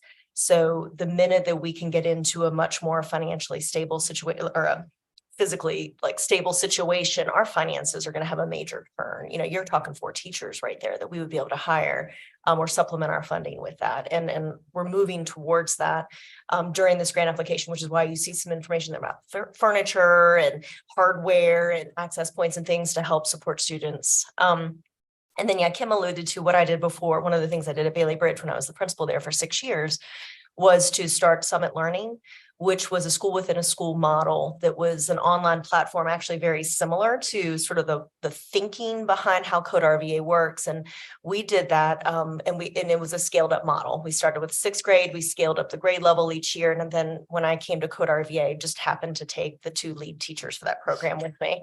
Here, total coincidence, so they were on board. But really, you know, it was this idea of students leveraging the very best of online technology, having a mentoring component, and learning durable, we call them durable skills in Virginia, Summit calls them something different, but it basically habits of mind, and using that. And so that model is proven. It does have research behind it, you know, but we would be able to look at how do we create our own blend of that. And Kim's team has done a great job kind of researching that K-8 part. I know the middle school part very well. I will say I'm out of my depth, which is why I'm glad we make such a good pair when it looks at K-5. But yeah, definitely looking ahead to kind of plan. Yeah. And if I can just add one last thing, I think the beauty of our staff is that we are ready to already begin. We're not having to hire, everyone's already in existence because we've been training teachers in early childhood, elementary, middle school, and high school for over a decade. And so with that being said, it's going to be, I think, a lot easier for us to take those best practices and then implement them into the teacher preparation spaces, making sure that the students are getting the best impact they can. I think I understood that you have visited some sites. I think I saw 15 as a number that either virtually or on, on site, you went to see some schools in operation. What were the takeaways from some of those site visits that you are using to inform this grant that might be different than what you're doing in either program right now? Are there some things that you see as or pushing you to innovate in terms of your thinking? I have one. Well, I was just going to say, we just came back from visiting Crete Academy, which is a charter school out in California. And they serve, I want to say 80% of their students were unhoused or had housing instability. And what was really neat about their program is things that we have talked about is the goal of like wraparound services. How does a school become a hub for families who have needs, right? And it may be temporary, it may be ongoing, but how can a school become a location where if families need to have a resource touch point, right? That we are so well known in the community that they know that, oh, if they need to talk to somebody, they can get a number for the right person at this particular agency, whatever it is that they can come to us. Already we have partnerships with Feed More. Our students take advantage of a weekend backpack program to receive meals for weekends. And we're exploring ideas for how do we support them for getting like vaccinations or dental care, things in a mobile site, right? Like there's a lot of opportunities out there. So that was one of my takeaways where I was like, how amazing would this be, as we have an expanded facility and we're able to do outreach. It's just another way to connect and support Virginia families, right? We're educating their students, but there's so much more, as we figured out during COVID, that goes into students being ready for learning in schools. And California State University Dominguez Hills, which has been both getting U.S. Department of Education funds the same way that we have for a long time, far longer than we have. And we were able to visit, and they have a huge partnership with Toyota and Apple. And so we were able to see what they do to bring them in for different events. And so it was really nice to get to say, hey, we'd love for you to sponsor this. And so we're now at a place, we're not creating a new idea, we're using what works. But then if you want to speak a little bit about some of like the pieces around corporate, because I think that's one of the takeaways. You can't just do this as K-12 higher ed. There has to be private corporate sponsors. But I think the tricky part is that I think they're also kind of waiting to see what happens with this type of lab school funding and how this all plays out. So I think there's this piece of like chicken or egg. Which one do we do first? Is it the corporate comes to us and then the lab school? Is it the lab school and then the corporate? But we've been having those conversations. So I'd love for you to speak to that. Yeah, one of the points we know of inflection that we know we're going to have is when we get into a new facility, the goal of Code RVA is to be 400 students, right? So how do you scale up 50 seats in a year is really challenging for school divisions who typically maybe add 1 to 2 seats per year. And so what we're looking at is different ways to how corporations and donations can come into our school, right? So we have already an existing internship program for our students. So all of our students in 11th and 12th grade receive 6-week internships, all done in-house. And all of those students get it, and they all get a great experience. They work at a fake company in 11th grade in our school for 6 weeks. They produce a portfolio at the end of that internship. And then our business partners do mock interviews with our students. So they can kind of have that fail forward practice of an interview. Then in 12th grade, we do free client work for any business, nonprofit, any community group, anyone who wants to come to us. Our students will do a 6-week project, complete with a scope of work, weekly client meetings, and then they have a deliverable at the end that they showcase at a demo day, right? But looking ahead, what does an externship look like? And so what we're imagining is that as we scale up those seats, let's just say Capital One of our partners, just for instance, let's say that Capital One wanted to make a 4-year investment in Code RVA to sponsor 10 seats. Right? Capital One makes that initial financial cost investment, and then they partner with us to determine how those seats are allocated, right? Do they want to say students from this particular division, because this is where the headquarters is physically located, are all going to get these seats? Do they want to do a proportional allocation, right? Maybe for smaller school divisions, that don't have as much financial resources, they could say, okay, so this particular school division will get 5 seats and Capital One is paid for them, right? And so as part of that partnership, looking at externships, what if we were then able, Capital One was to say, we would love to host 2 Code RVA students for an externship for that 6 weeks instead of an internship, right? Our students could then go through a rigorous screening process with that employer, and they would get to do a next level, right? So every student still gets the opportunity at internships at both levels, but what if they were able to do placements in the field, right? That's what we really see. Each of our grade levels has had about a third of them graduate with associate degrees. So we're turning out students who are employable upon graduation. And I appreciated what Southside was saying in terms of changing that narrative for families, right? When I grew up, and I grew up in Augusta County in Virginia, very, very small rural county. It wasn't always, it was like college, you had to go to college if you wanted a certain type of job. Well, I think now we're seeing that our students with associate degrees in computer science are immediately able to enter the workforce. We're focusing on durable skills, getting them ready for that idea we were talking, that our friends were talking about, how do you integrate into a workplace, right? From the day one at Code RVA, that's what we talk about. We don't talk about student discipline, we talk about workplace behaviors. And we've reframed that conversation for families. And so we're looking to continue to do that, to say, have your student enter into that, say, Capital One placement, right? Take that associate degree or those technical skills, have the employer have a pathway, have the student enter the workforce, and then look at what sort of additional training they need. Because I think employers can be really responsive to that and to say, like, at our corporation, we would love to provide a pathway for learning for students. So that's kind of what we're looking, like ahead for that next level for our students, for what's beyond graduation. Thank you. Mr. Rotherham, we'll go next to you. So I'm excited about this. I appreciate the conversation on all the things. I have a lot of confidence in Code RVA, what you're doing. I have just one question. I think we're ready to move this forward, but I have one question. I was looking at demographics and I was struck that only 10% of the students are Hispanic and Latino. And what I was hoping you could do is talk about sort of, is that an underrepresentation? And if so, like, what are you thinking about in terms of outreach and communications? And what are you thinking about to boost that level of participation?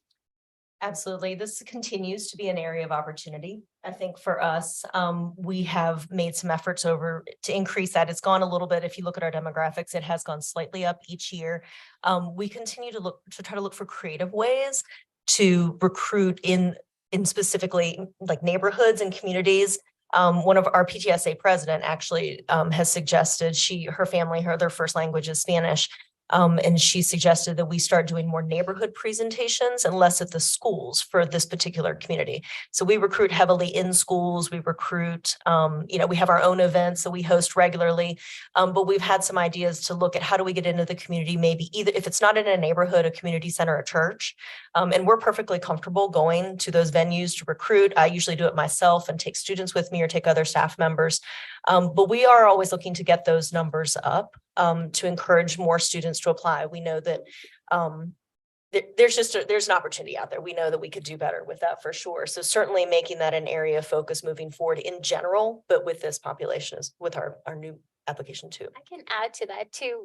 So we have a full-time recruiter on our team. That was one of the pieces that we knew, and that's normally for teachers.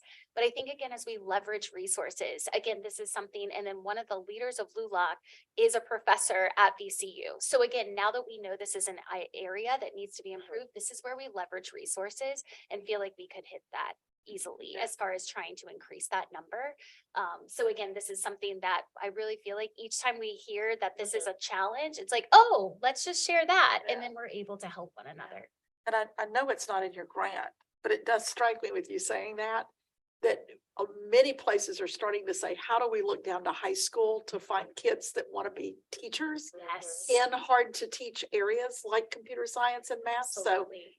maybe a two birds with one stone kind of Absolutely. focus with a Well, recruiter. and so we started Teachers for Tomorrow in Southampton as a way to pilot what does it look like for us at higher ed to be involved in Teachers for Tomorrow instead of just high school, doing that on their own, which again, it can be successful, but this is to me a perfect opportunity to then marry exactly what you're saying and then involve the best practices of what's happening. Because we keep talking about the future of learning, we're forgetting the future of teaching. And that's the piece of this that we can't change what's happening for students if we don't change how we're preparing teachers.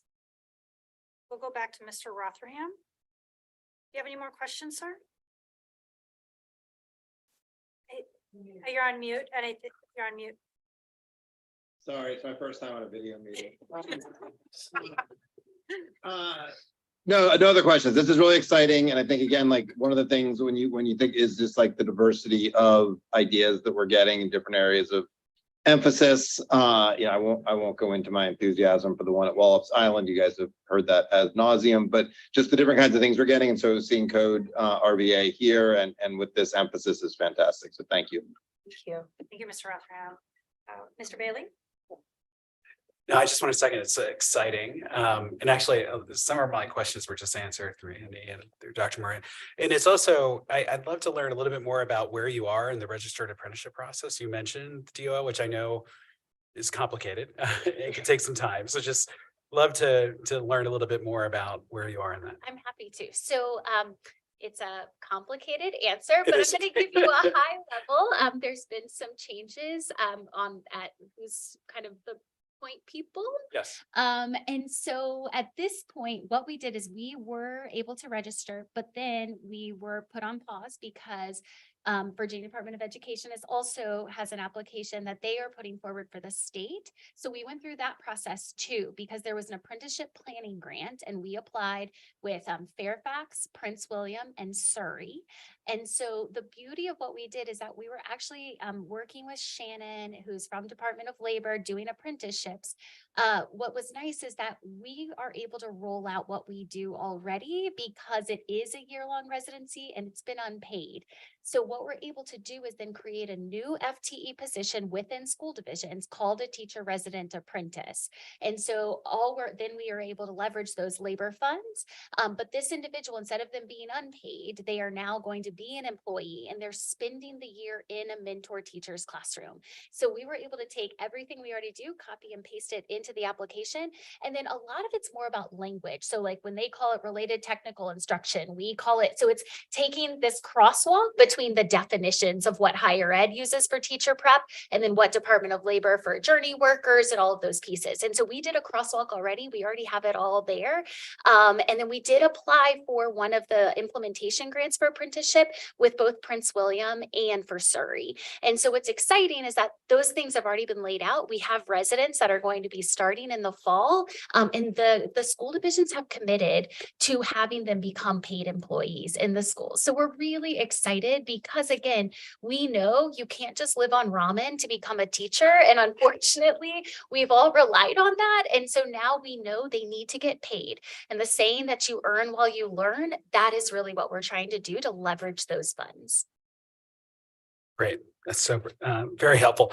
And then second, there was a section of the application where you talked about you differ from traditional high schools in that the marking periods are not averaged together. Instead, there's a earning points. And I was trying to understand if that's like more competency based, or could you just talk a little bit more about the points process? Sure. So we do use cumulative grading. So rather than students averaging marking periods over 9 weeks, what we do are 6-week segments, right? So we look at the school improvement cycle. 6 to 8 weeks is really an ideal time frame for looking at student interventions. So we want students to have 6-week cycles where they can show their learning. We can implement interventions to support them as needed, and then we can move forward and change if needed to support the student additionally. But essentially, students it's regular grading. I mean, like you would know, except we call things mastery grading.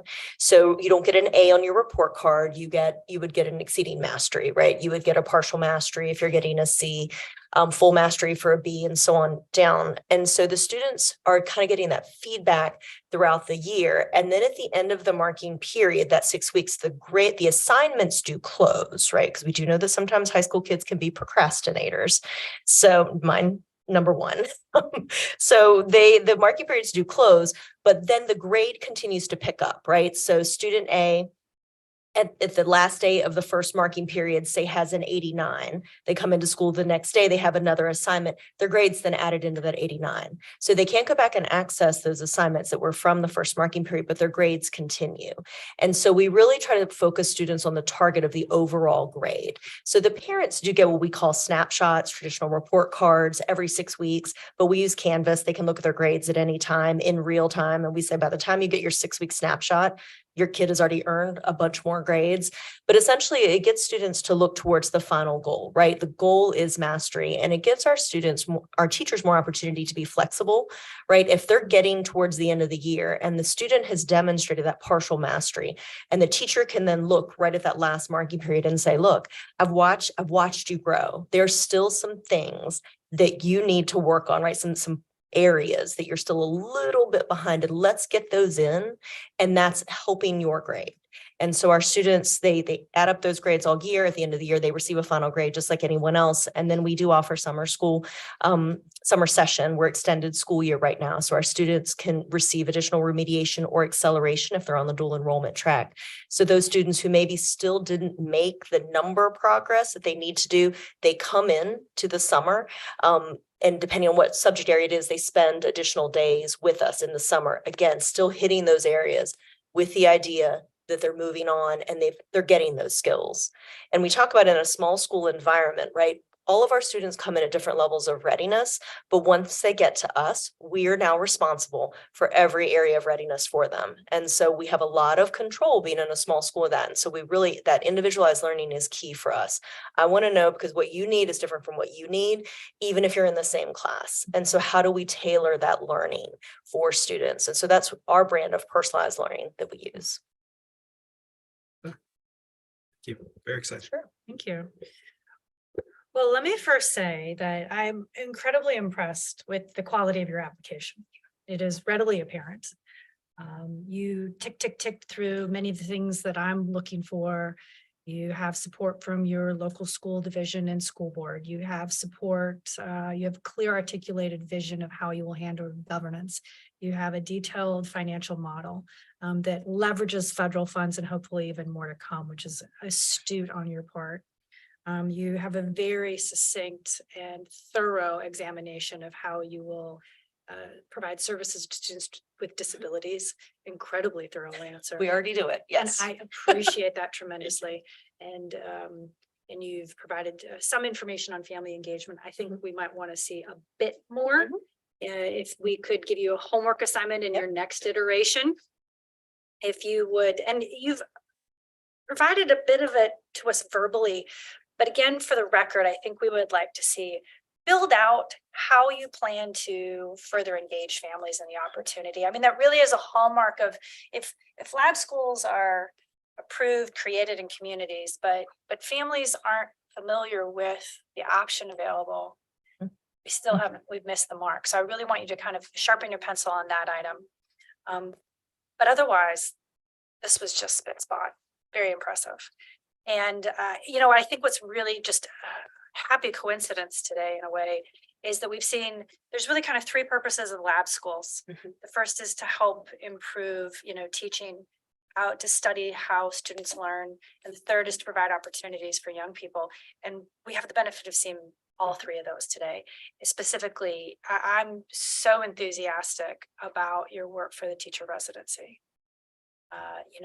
The individuals going into that profession are already making a commitment to the public good. And we want to make it more affordable for diverse populations of all socioeconomic backgrounds to enter the teaching profession. That is so core.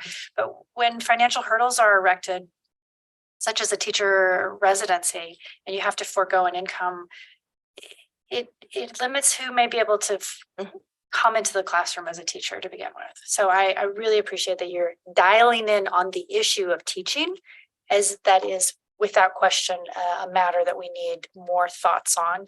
I will say to you that there's two things that we said to the other applicant. These aren't homework assignments, these are more invitations. The first is going to be, when we conclude this process with you, we're going to be looking for your feedback. Is there anything that we can do to improve our work here, either be at the committee or be on a staff level? You know, just as I said to the other applicant, it's a two-way street. We really believe in a shared model of responsibility, and we're going to want to know from you, what more do you need? And what more can we do to be a partner in the work? And the second is these points of friction. You're going to hear this, but you're going to probably be bumping into things with the teacher residency program in particular that you're going to gain an insight on. And you will help us by giving us that feedback and elevating it so that we can also in turn share that information to the State Board of Education. So just keep those two items in your mind. I always say if there's a moment of angst about something, that angst we hope can mean growth and improvement, and we do invite the feedback. So with that, is there a motion to accept this application for first review and clear the application for our 10-day public comment period?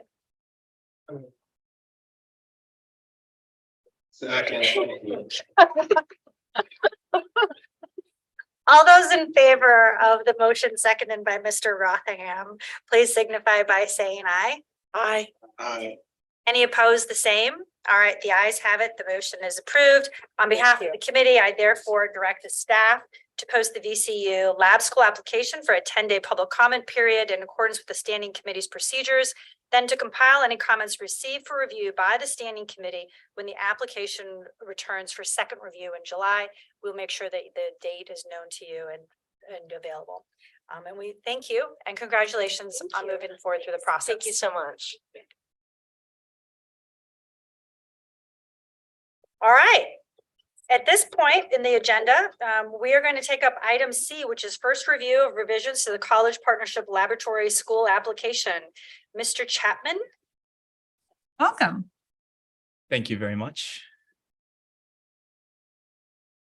Ms. Wadiska, members of the committee, we are very excited to have for you another iteration of the College Partnership Laboratory School application. As a little bit of a background on this item, substantive reviews on this application really began back in March when the staff was meeting with Ms. Wadiska to kind of go through this and try to make sure that this process was as clean as possible, and certainly looking at everything from some of the technological limitations of the current application, which is still in a Word format from back in 2008, and maybe not up to snuff in terms of giving our applicants the best opportunity to utilize things like collaborative sharing that's possible on SharePoint and with other aspects of the Microsoft platform, but also really going through the application in finer detail, trying to make sure that as this process got stood up, that you all were put in a position to receive from the application the types of information that you were looking for. The primary hurdle in this process, as a note, has really been the lack of volume, but that's a problem that you all are taking care of here today at this meeting, and we are so excited to see these first few applications, moving before you all.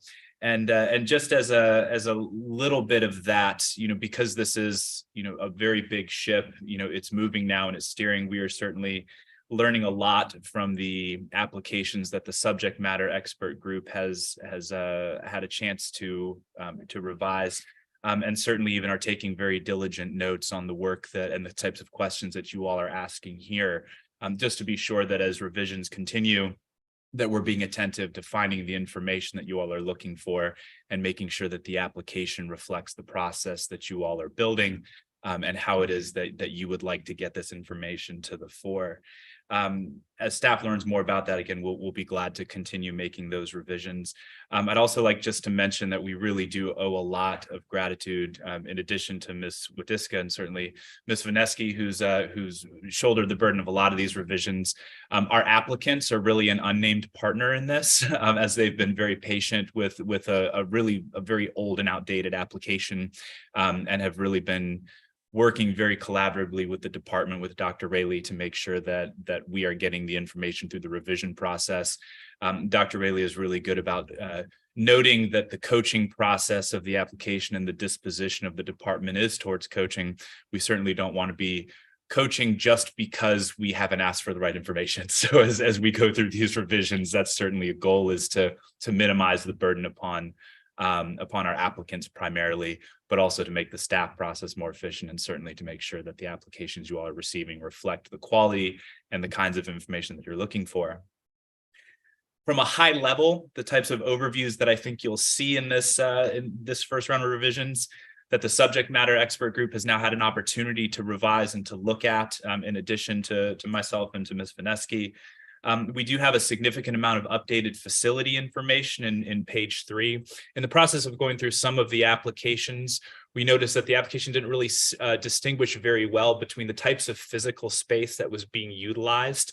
Certainly, if a lab school proposal is looking to accommodate 500 students, but they have a single room, that's information that you all would like to know, and it sort of helps paint the picture of what's happening there. And certainly with the school within a school model that we expect to become very popular, and that we're so excited to see, making sure that you all understand from the physical side where students are being housed, how much space is being dedicated within school systems, within the school divisions, within particular schools, to the lab school, we thought would be an important part of your revision process. We've made more clear requests for memorandums of understanding and other agreements upon which applications rely, so that you can all see that along with the application.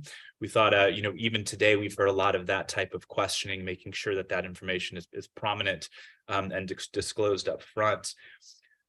One thing that we are very interested to see how this filters through and would love to get your feedback on. We do have a suggestion on page 8 to refocus the executive summary.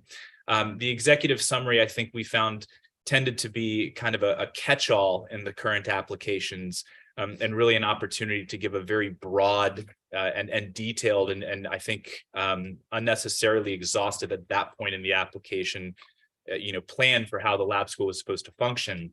However, we think that might have been detracting from some of the answers, because it then felt repetitive through the application. And so the refocused executive summary is really focusing upon a high level summary, sort of the 500 words that might go into the press release, so that then through the application, it's not feeling as repetitive. There we have the large focus.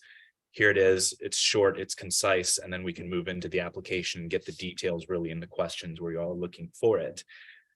We've also added a couple questions, or at least one question on page 8, to make sure that we're highlighting the types of innovation that we hear you all asking for, making sure that aspect of the plan is really drawn out a little bit more. There are requests for more detailed integrations with courses of study, especially as a lot of these applications are rightfully, and we think as a real strength, partnering with local school divisions, making sure that you all have that information for how it is that the lab school plans to integrate with the local courses of study, and especially the types of prerequisites that the lab school might have in mind for students entering into their program. That obviously is a big thing. We want to make sure that a student who's applying for a lab school, that parents and teachers both alike, when you have a 6th, 7th, 8th grader, that they can start tailoring their education and making sure that they're on the correct course as well to move into the lab school program. We do have revised questions about assessments and performance measures, to make sure, again, those are clear, how that information is being developed, how the performance assessments are being developed, how they align with state standards. We've asked for additional clarification specifically about governance structures and roles, functional reporting, that being on page 13. And certainly a key question that was added as well, focused on the decision-making processes for new policies, these being public schools and public bodies, making sure that you all have a clear picture of when a school goes ahead and develops policies, how will they be able to engage stakeholders, specifically parents, and making sure that these policies are being developed, in collaboration with the community in which they're serving. Significantly, and I think this is one of the big aspects that has changed since you all saw the preview at the April meeting, is there's been a lot of work done on the financial section and the financial disclosures, just to make sure that, again, that information is a little bit more prominently displayed, that it's more comprehensive in what's being asked for. And I think that it itemizes for applicants the types of information that subject matter experts are looking for in-house, but also we think that would be beneficial for the standing committee. Again, that's one of the major revisions since April. These revisions are being presented to you on first review today. As I mentioned earlier, staff has taken diligent notes about the types of questions that you all are asking, and we are excited to go back as we continue to get a few more applications as we receive the revisions from the applicants you heard from and approved today to get public comment. And we'll be glad to integrate those into another round of revisions to bring back to you at your next meeting. We will be sure to clearly note for you any additional changes that have been made between this review and final review.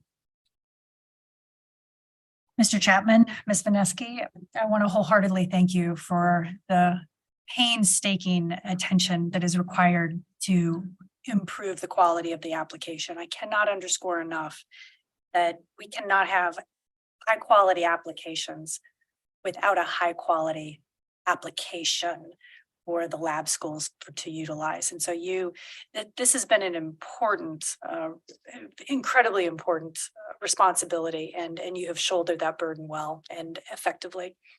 And we've talked a bit on the committee about the importance of really modeling a growth mindset and modeling a mindset of innovation, that we're going to learn things as we move through this process, and it's important we apply that to our work.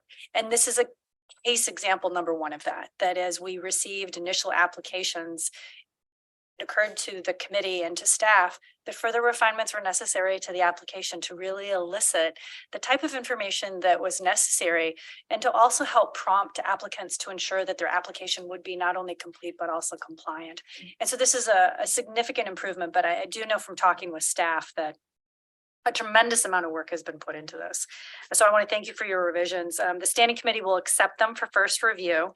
And I would ask the subject matter expert team to continue to look at the application, as I know you will, especially after we have further ones. And I do anticipate that we'll see you again a couple more times on this. In fact, I hope we will, because that's part of what we're modeling here, right? Is as we're learning, we're refining, as we're learning, we're refining. So you'll always have a standing place on the committee agenda. I promise that as you see things that need to be refined, please come back to us. But for now, thank you, and we accept this as first review. We're looking forward to it. Thank you very much. All right, at this time, I want to check real quickly with staff. I believe that Mr. Hanson is trying to get back into the meeting, and have we been able to let him in?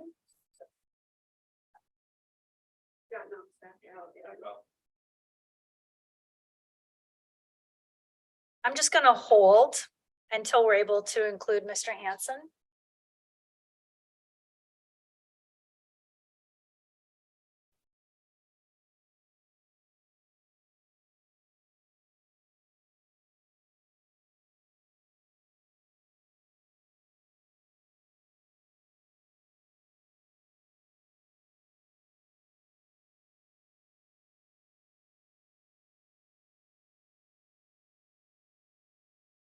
Yeah, okay.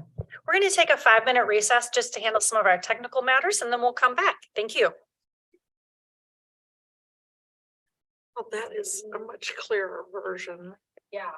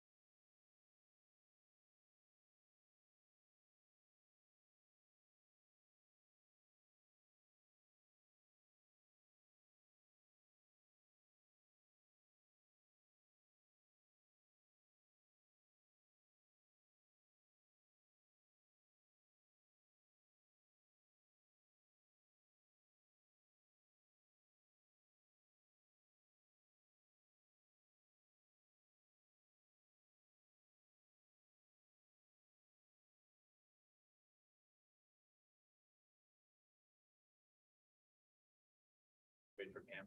She'll come back. All right, we are back. Thank you for that. At this time, we're going to proceed with item D, which is an update from Dr. Rayleigh. He's going to provide an update to us on learning pathways in Virginia, a historical perspective. This will give us a wonderful sense of lab schools and the history of them here in the Commonwealth of Virginia. Dr. Rayleigh, thank you. Yeah, yes, ma'am. Thank you for the opportunity to share. And this is graduation season. When I think about a high school graduation, I think about the multiple pathways a student has taken to get that diploma and walk across the stage and complete their high school experience. And for some students, it was an easy 13 years. They could have, graduated maybe in less time than 13 years. But for other students, it was a real struggle. But ultimately, they took different paths to get to that one endpoint. And so I use that analogy because here in Virginia, there are multiple pathways for students to get a really high quality education. And so we are on the lab school agenda, but ultimately I want to share a few things that are not lab school options, just to highlight some of the different alternatives that are available for students in the Commonwealth. And then again, highlight how we can personalize some of these experiences for students. So my goal for today is to talk a little bit about the definition of lab schools in Virginia. We hit some of that, so I'm going to not get deeply into that conversation because we spent some really good work on that today. Talk about some of those additional personalized pathways, share a little bit about where we are today. Dr. Albin's going to come behind me, so I'm not going to go into great detail about that, and then have an opportunity to engage in some conversation at the end. So as Ms. Wadiska mentioned earlier today, lab schools have been in existence in the United States for quite some time. Probably the most famous of the lab school concepts is the Dewey Lab School at the University of Chicago. And lab is short for laboratory. And so ultimately they were designed at one point in time to say, hey, let's try something new and different. Let's see how it goes. Let's try this and ultimately measure whether or not we are achieving success. And oftentimes that's a collaboration between a college or university and a local school division. And many of those have been developed to develop a future teacher workforce. So here in the Commonwealth, we have code that references what lab schools are for us and several different code citations, and you can see that listed on the screen. But ultimately, code section 22.1-349(1)(b) states that lab schools are designed to stimulate innovation, provide opportunities for innovation and instruction and assessment, provide teachers with an avenue for delivering innovative instruction, encourage performance-based educational programs, high standards for both teachers and administrators, collaboration between pre-kindergarten teachers and post-secondary providers, and develop model programs. So you see innovation clearly, explicitly written in that legislation. So here in Virginia, what is a lab school? A lab school is an independent, innovative public school built on partnership and evidence that is open to all students through a randomized selection process, through a lottery. And as I referenced earlier today, lab schools can come to life one of two ways. That's as a standalone entity responsible for obtaining its own accreditation. Without support from an existing school and a school division, a lab school can also come to life as a program and act as an extension of a local public school already in existence, similar to a governor's school. Those schools that are identified as a program lab school use a collaborating local school division framework to meet the standards of quality. So two different ways that we can achieve that ultimate goal. Lab schools are opportunities available to all students with no barriers, performance-based programs that deliver outcomes, serve as model programs across the Commonwealth as referenced in the legislation, and ultimately administered and managed by a governing board. And this committee has referenced some of that work today in your previous deliberations. So in addition to lab school, what are some other personalized learning pathway options that are available to students in the Commonwealth? And I'm going to highlight just a few of them for us while we're together today. Charter schools are referenced in the Code of Virginia, and they are alternative public school options located in a local school division under the authority of a local school board. Governor schools were started in 1973 with the foundation being the first summer residential program. They provide some of the state's most able students academically and artistically challenging programs beyond those offered in their home schools. There are a couple examples of those. Some are residential governor schools, some are regional governor schools, and academic year programs. We have 18 different academic governor schools here in the Commonwealth, and you can see that they are geographically located across the Commonwealth in a variety of communities here in Virginia. Summer residential governor schools are targeting the needs of high school juniors and seniors, and as implicit in the name, they live on a college or university campus, and they receive intensive educational experiences in specialty areas like visual and performing arts, mathematics, science, technology, or opportunities through mentorship programs. And regional governor schools are similar, but they focus mostly on elementary and middle school students in a variety of different formats. Some are housed at a public school, or some are housed at a college or university, usually a period of time lasting 1 to 4 weeks. There are 2 schools that are in fact residential. And you heard from the applicant, who I have defined as an innovative high school in this presentation, established in the fall of 2016, and certainly their secret sauce is computer science. They're currently serving over 350 students, but want to serve more. As we know, they provide multiple pathways for students to earn an associate's degree and work-based credentials. That experience for students at Code RVA is highly personalized, and they use a lottery system. So many of the things that are inherent in lab schools, as you referenced in your deliberations today, are alive and well at Code RVA.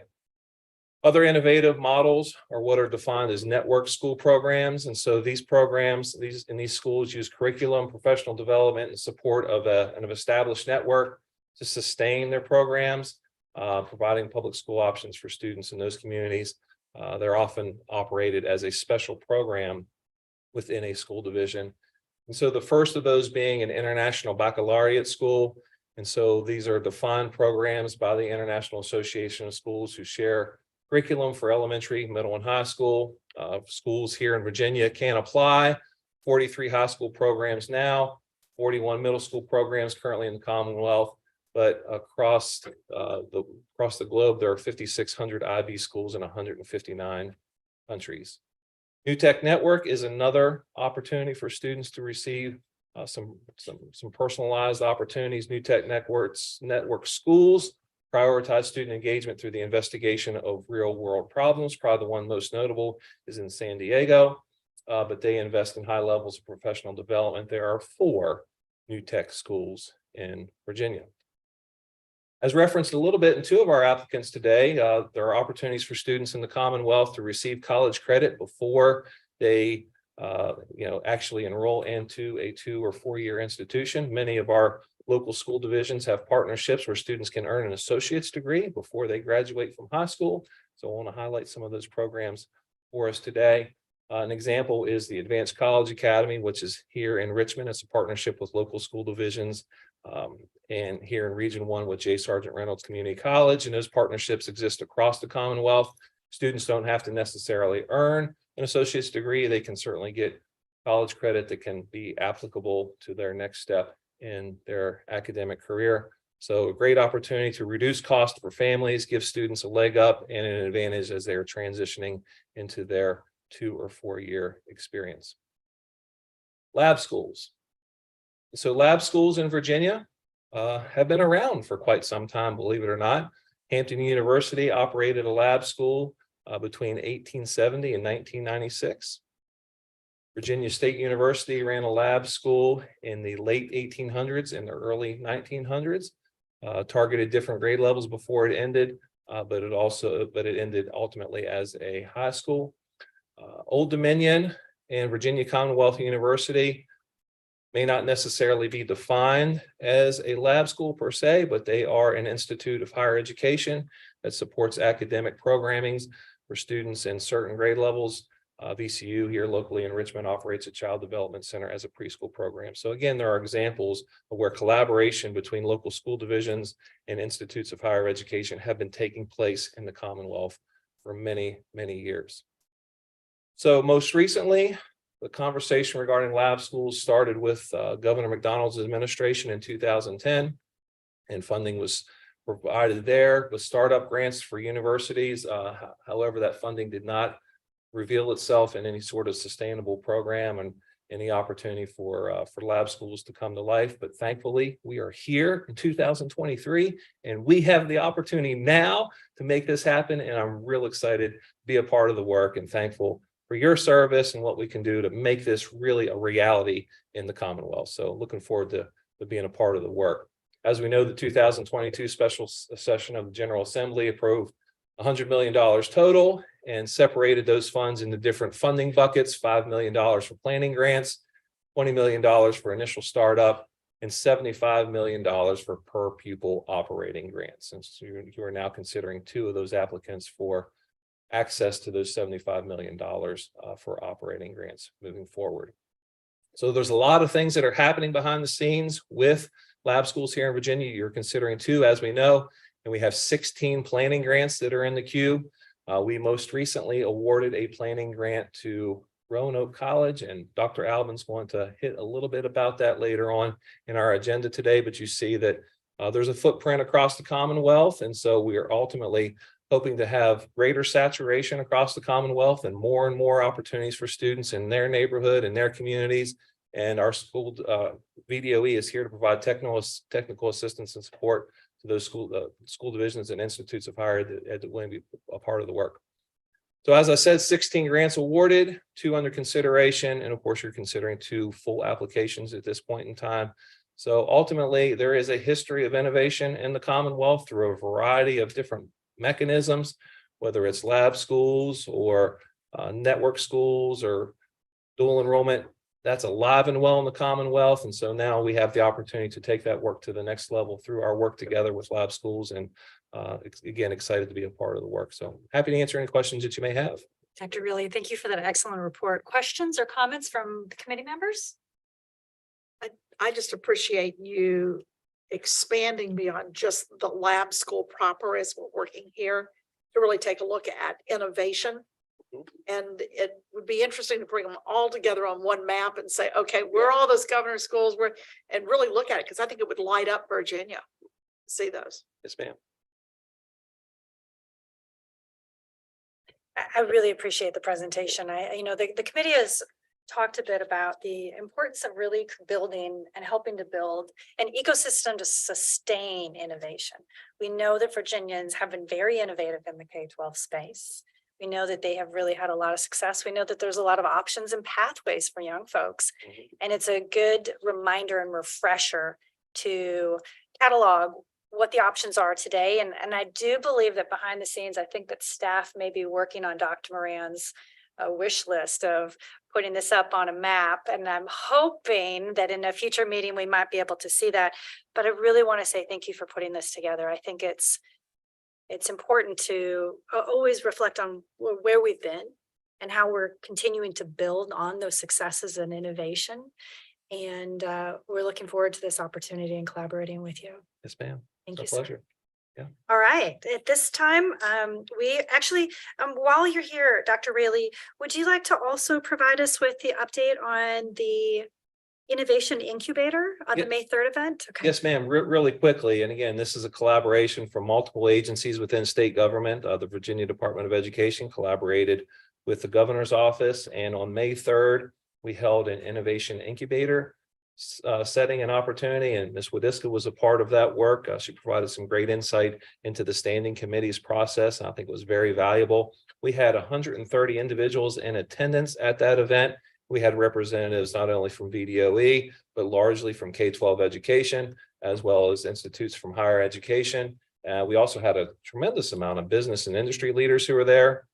So it was a tremendous opportunity to network, get to know one another, ask questions. The folks who have a planning grant that's been approved, they had a chance to talk about their planning grant. And so from that, it spurred some ideas. It's able to make some connections that were not previously there. So it was really, really positive. And so our agency has committed to technical assistance for all of those applicants. And so one of the things that we're going to do this week is reach back out to those individuals who attended the Innovation Incubator and say, thank you for attending. We want to support you along the way. Here's where we are. Here's a status update on what's happening with applications and planning grants. And oh, by the way, we want to support you through the use of office hours or opportunities for us to continually engage with you, because we want to seed this work. We want to support this work and ultimately see it grow so that we have multiple applications coming to you for your consideration. So it was symbolic of collaboration, multiple agencies working together to support this great work, and really a positive development in the lab school work in Virginia. Thank you, Dr. Raley. Any questions from members of the committee or comments on that report? Sir. I really want to compliment the Virginia Department of Education. We've talked again on the committee about the importance of building a community of practice, really building out this ecosystem that'll be durable, sustainable, a shared model of responsibility, believing that, you know, we're all in this together. And this was a physical representation of that, where schools were literally training each other, talking to each other, sharing with each other. Hey, I'm thinking about this. Hey, what you're doing over there, that's kind of similar over here. Hey, let's talk with one another. That's incredibly powerful. That's kind of, so the first element is that opportunity to network with fellow Virginians is so important. So thank you for affording the planning grant awardees and the business community the opportunity to come together. And then secondly, thank you for your commitment, and please extend this to Dr. Coons, for having ongoing engagement, ongoing professional opportunities to really help refine and cultivate this community. I think that's going to be so incredibly important. So thank you. Yes, ma'am. Welcome. All right. We keep the best for last, and I mean, almost, because we know that everyone wants to hear what's going on with the planning grants in the pipeline. So now we move to item F, which is the update on approved college partnership laboratory school planning grants. We always enjoy hearing from Dr. Album, and he always has some very exciting planning grant awardee that he tells us about, and we get very excited. And then he reminds us that we have to wait, and that they're learning and growing, and we'll have to learn and grow with them. So Dr. Album, please, we look forward to hearing from you and your report today. Thank you very much, Chair Wadiska. And it's still my mission that before we're all done with this, we'll be calling it laboratory schools. But so in the genesis of laboratory schools in Virginia, there are two on-ramps to be able to become a laboratory school. The one is to jump right in both feet and to do a full lab school application, much like our first applicant this morning, Southern Virginia. The second way is to first embark on a one-year process of applying for a planning grant, which affords you the opportunity to access some funds and 12 months to work through the process of putting together all of your planning to put forward to the board a really good, solid lab school application, much like our second applicant this morning, which was the Code RVA VCU partnership. So as Dr. Rayleigh pointed out previously, we do have 16 labs planning grant applications that are working through at this time. One came forward to you today, being the Code RVA VCU. 14 of the planning grant applicants are working through their process, and the board's work with them is to provide them ongoing technical feedback, and that also includes a disbursement of funding over 4 quarters. The applicants submit an update report to us. Most of that is operational. Here are the things that were on our timeline, and it's measuring a comparison, what they have done with that, as well as an invoice, and we disperse them with a portion of their planning grant. Today, I will share with you that since the last time I had the opportunity to speak with you about lab school applications, we have received 2 new planning grant applications. One we are still working with on some technical assistance before we are able to bring it to you, but the other one I'm excited to share with you that Roanoke College has been awarded a planning grant. They are doing this in partnership with Salem City Schools as well as Virginia Western Community College. Their plan is to have a laboratory school, which will be a high school program for 9th graders through 12th graders. In their first year, they will have a cohort of 25 students who will go through their program. Their goal really is to do what many of the lab schools are doing a spectacular job of, is targeting a group of students who are not self-identifying as being college-bound or career-bound. They're pretty much homebound. These are students who have not shown an impetus to go forward with what am I going to do? So what Roanoke College is working with Salem City Schools as well as Virginia Western in order to reach a group of students who certainly do have the capacity and capability to be successful post-secondary. However, they are not jumping in it yet. So they're working with Salem City Schools to put out the opportunity for students to apply. They are going to target at-risk students. But with that, they are looking to be able to leverage those students who do have potential and capacity to be able to do some dual enrollment work. Students who will be part of the Roanoke College Laboratory Schools will be able to work in dual enrollment opportunities that fall within 4 areas. 1, general education. 2, STEM fields. 3, communication and civic leadership, as well as the 4th one being education and global studies.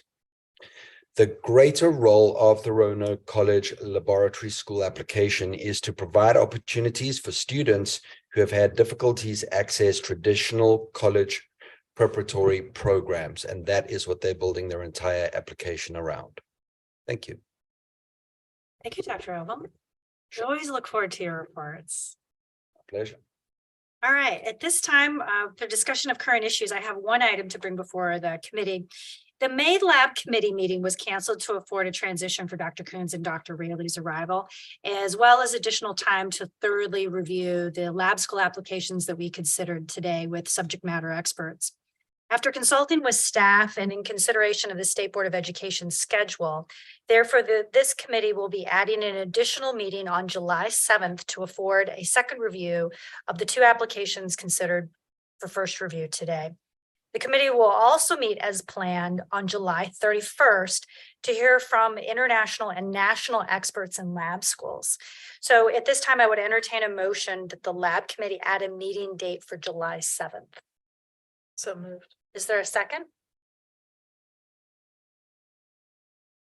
Second. All those in favor of the motion, please signify by saying aye.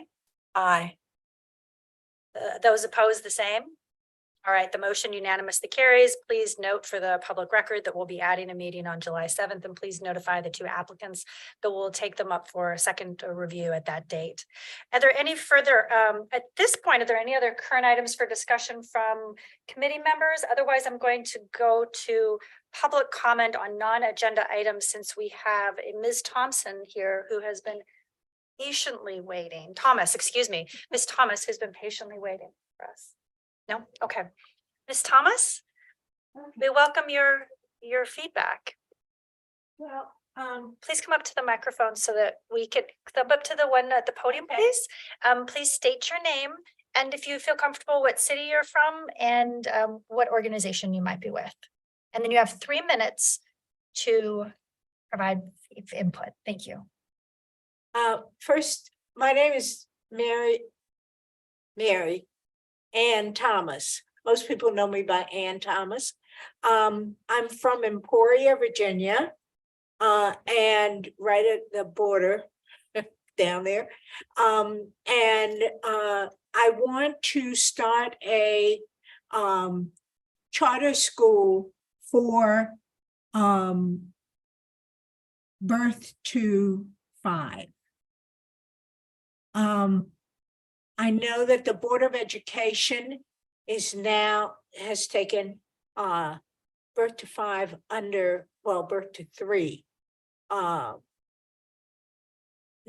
So I was wondering if there is or would be charter schools for birth to 3.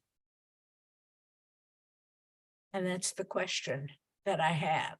I want to thank you for allowing me to come, first of all, but that's my question. Ms. Thomas, we appreciate you driving all the way from Emporia, Virginia. Having been out that way, you get the award today for the longest drive without question. And I appreciate your. Oh, my husband drove me. Oh, well, you're going to enjoy that drive home then, all that good company. But thank you for being here. What I'm going to have staff do is I'm going to direct Mr. Chapman to follow up with you directly. This committee is considering lab schools. We don't do charter schools.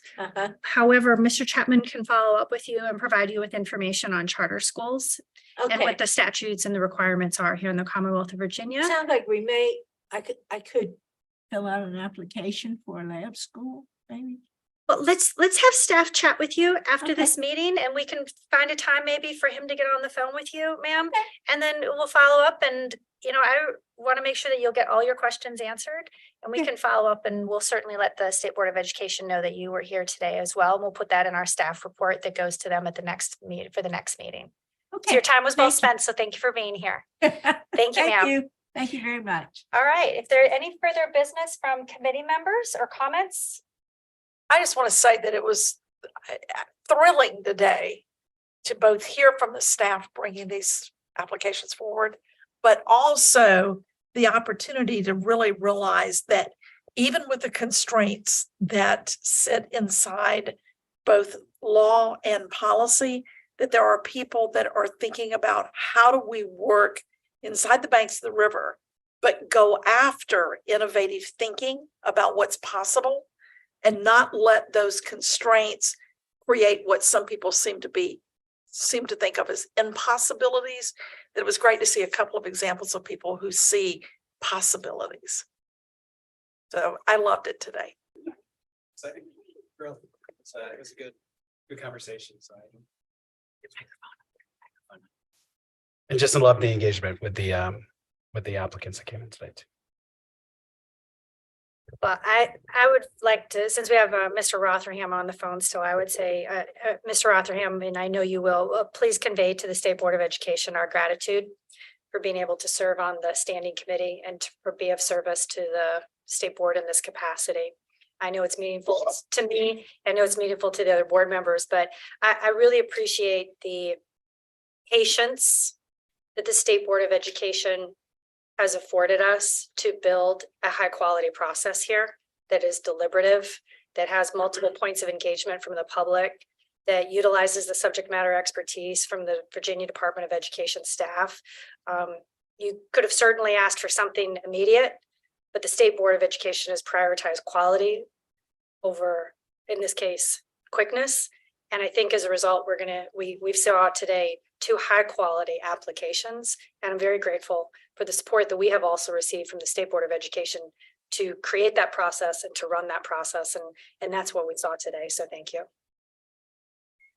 Well, thank you. And I think I can speak on behalf of the entire board. Everyone's extremely grateful for your service, Pam and John, your leadership on this, Joan. And I do want to echo something you said earlier. I don't think I'm giving away any state secrets by pointing out it's been a really busy time for the department the last couple of months with the transition and the work that the staff there has done to keep the trains moving, to revise the application as we just went through and so forth is really commendable because people have a lot on their plate. So it's been a great team effort. Thank you. Hearing no further business, we stand adjourned.